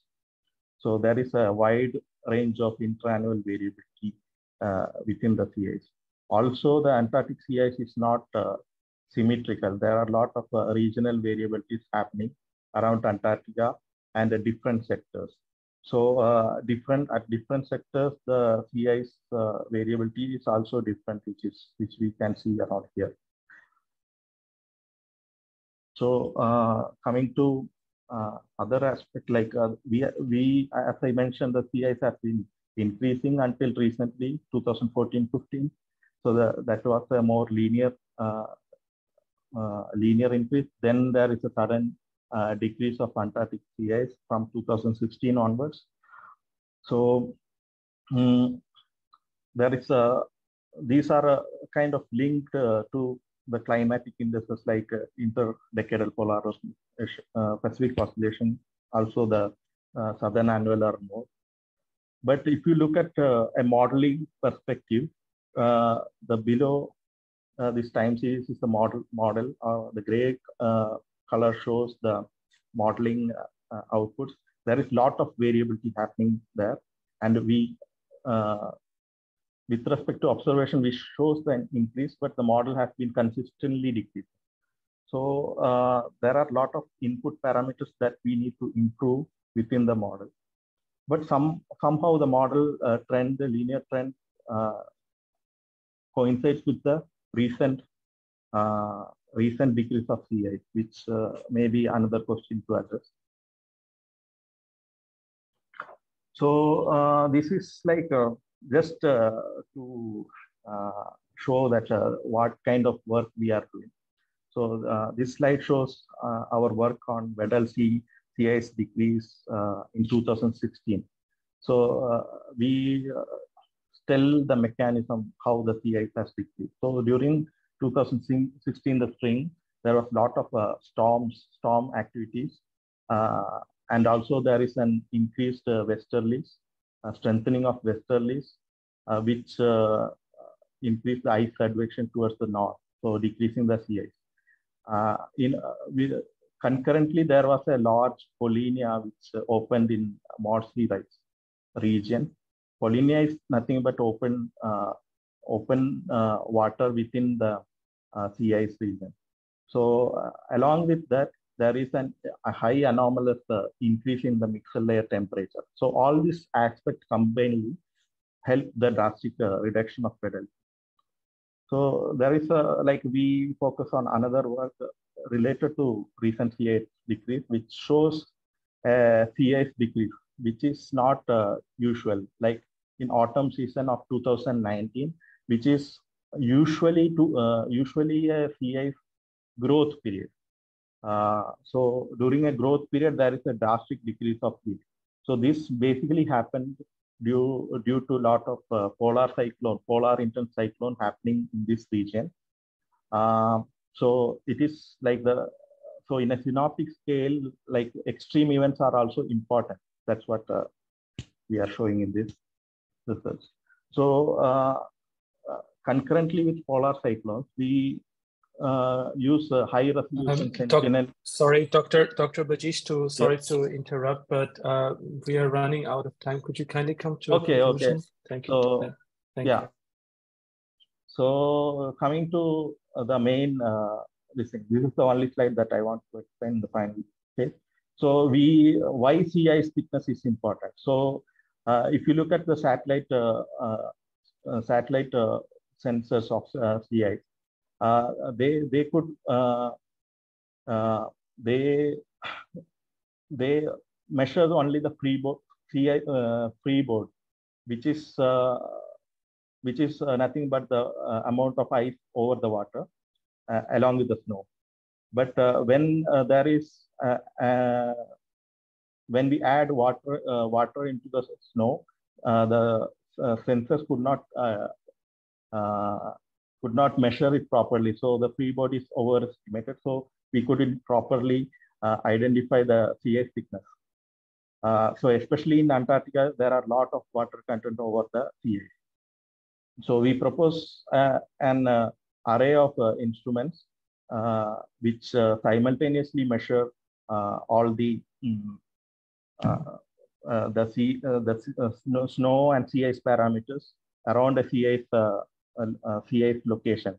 So when we get a lot of continuous in situ measurements, we can compare it with the satellite passes, and we can validate the satellite data.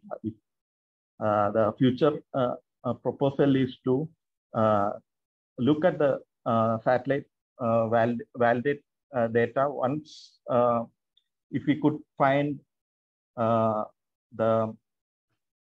right algorithms to reduce the errors in the data. So the big picture will be, once we have done it regionally, we could try to do it whole of Southern Ocean. Thank you. Thank you so much, Dr. Bajish, and also Dr. Babula for making this presentation. And we come to our final speaker of today, Dr. Rajiv Saraswat. He's a senior principal scientist at the CSIR National Institute of Oceanography in Goa.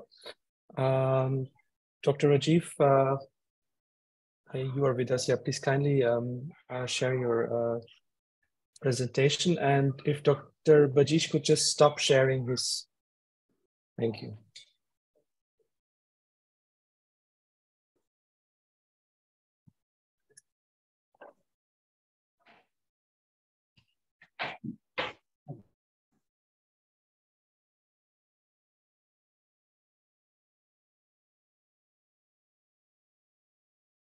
Thank you, Dr. Samrat.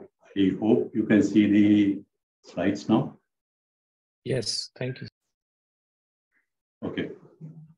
This proposal, or I would say, which is a bit different. We don't have any sort of technology or instrumentation involved over here, but it's more relevant to the climate change and one of the very essential variables related to the oceans. It's about carbon. We know currently the carbon dioxide concentration is a major concern that all of us are trying to get an idea about how to get rid of it. We look back at the atmospheric carbon dioxide concentration during the last 800,000 years. It has fluctuated somewhere between 280 ppmb and 180 ppmb on a time scale of 100,000 years. That is what we call glacial interglacial variations. But since the industrial revolution, the carbon dioxide concentration has increased tremendously. And as of now, we are close to 420 ppmb. And this carbon would have been much higher than 420 ppmb as we have today. But because of the oceans. Oceans have absorbed a significant part of this anthropogenic carbon dioxide. And the way carbon gets assimilated in the ocean is shown in this schematic diagram. There are different components to the carbon that gets into the ocean from the atmosphere. It just dissolves in the ocean, and then the different organisms living in the ocean take it up into organic matter or their shells. And then this organic matter and shells ultimately sinks down and then buries the carbon into the sediments, removing it from the atmosphere for a very, very long time.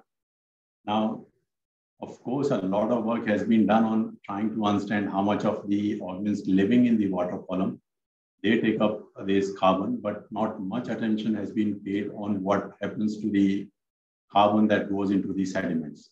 And that's the component that we want to address upon, especially from the idea is to look at the entire Northern Indian Ocean, but we would like to start with the Bay of Bengal, because that's supposed to be at a tipping point wherein any change in the ecosystem of the Bay of Bengal can lead to catastrophic consequences.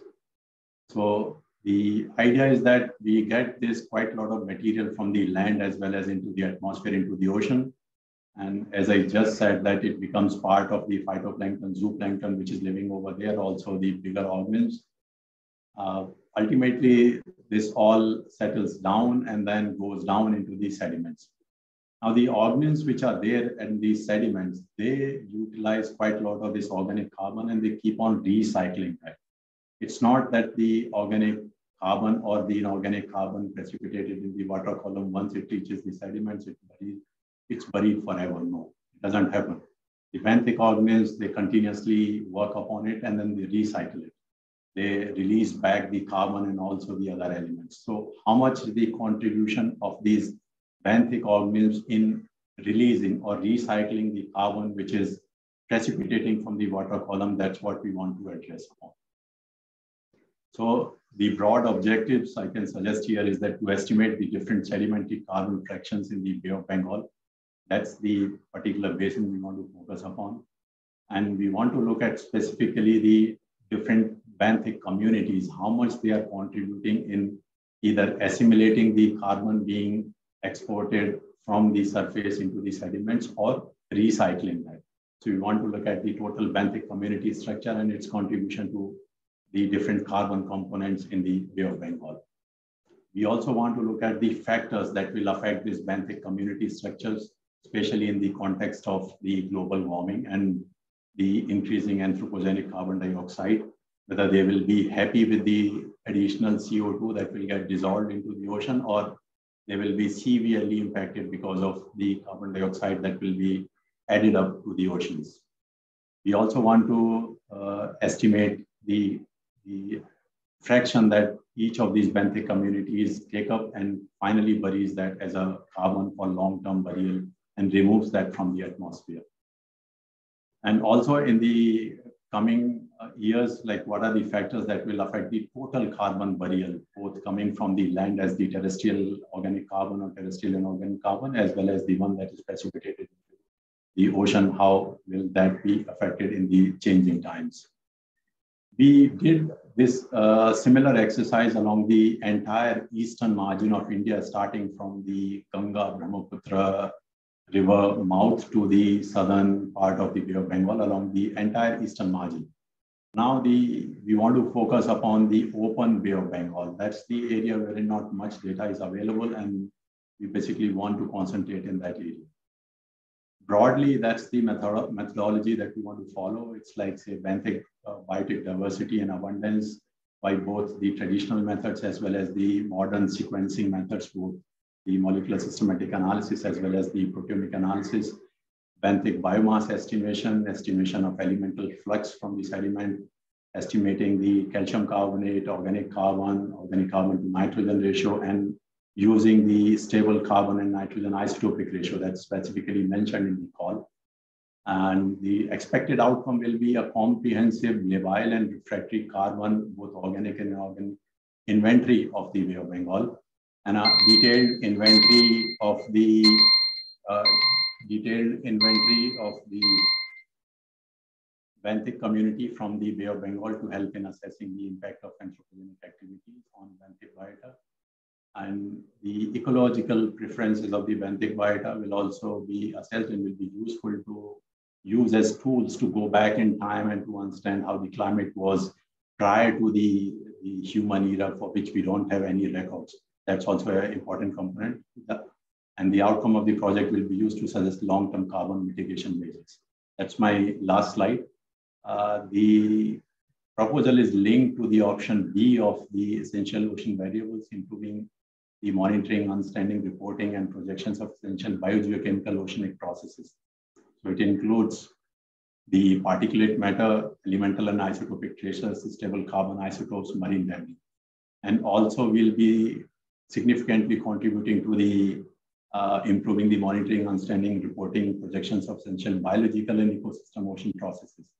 So we'll be addressing quite a lot of the communities listed over here, like say mangrove, microbe, invertebrate, ocean, sound, phytoplankton, the calcifying organisms. We seek partners, whoever is interested in the similar work and people involved in assessing the carbon burial capability of different ocean basins. And if they have any advanced instrumentation, that's what we are looking for. Thank you so much. Thanks for this opportunity to present the proposal. Thank you so much, Dr. Rajiv. And with that, we conclude the pitching flash presentation session. And I have to say it was truly outstanding and very interesting for us to see what kind of research is out there and what kind of collaboration you are all looking for. We have now had more than 2 hours. I think that's really, let's congratulate each other. It's quite a long afternoon, and thanks to all the speakers and also the participants for bearing with us. We have now the opportunity, we could take questions, but I think let's just agree on that. If there are interests now from your side to reach out to partners, then do send us a slide with your contact details, indicate your keywords, your key expertise, maybe with reference to the call.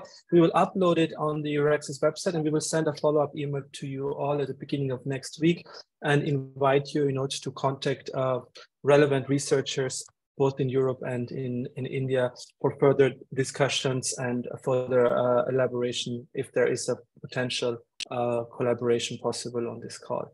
And with that, I kindly invite our closing speaker, Dr. Aparna Shukla from the Ministry of Earth Sciences, who has been very pivotal in this collaboration on this particular call, as Dr. Vivek already mentioned, and we are very honored to have her to give the closing remarks to our speakers, presenters, and especially, of course, to all the participants. So Dr. Aparna, very good afternoon, and thank you for joining.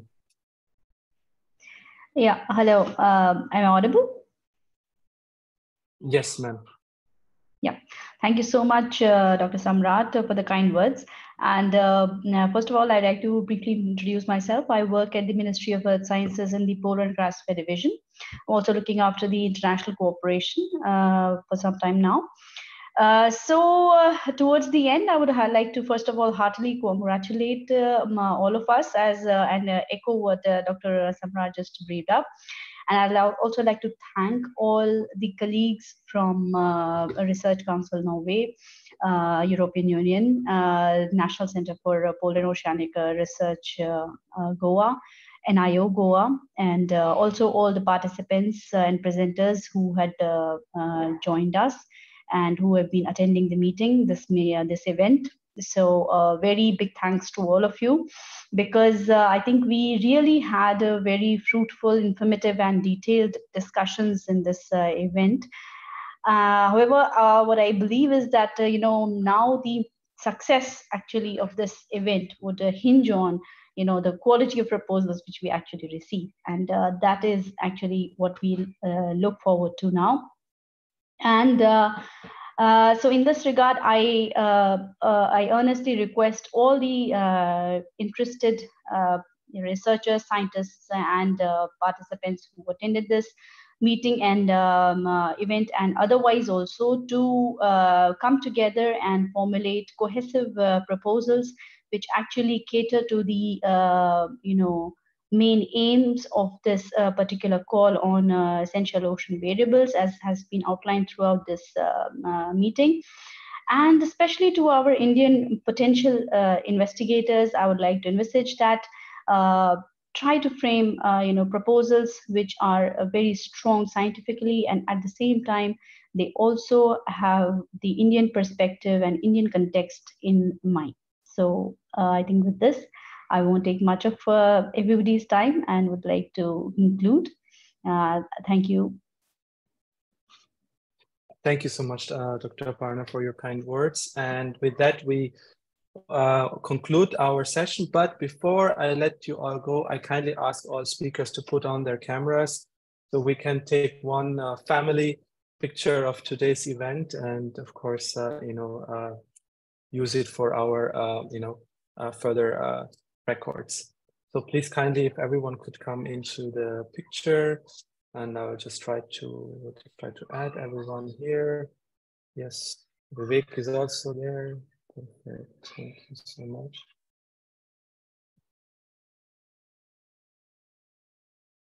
Okay.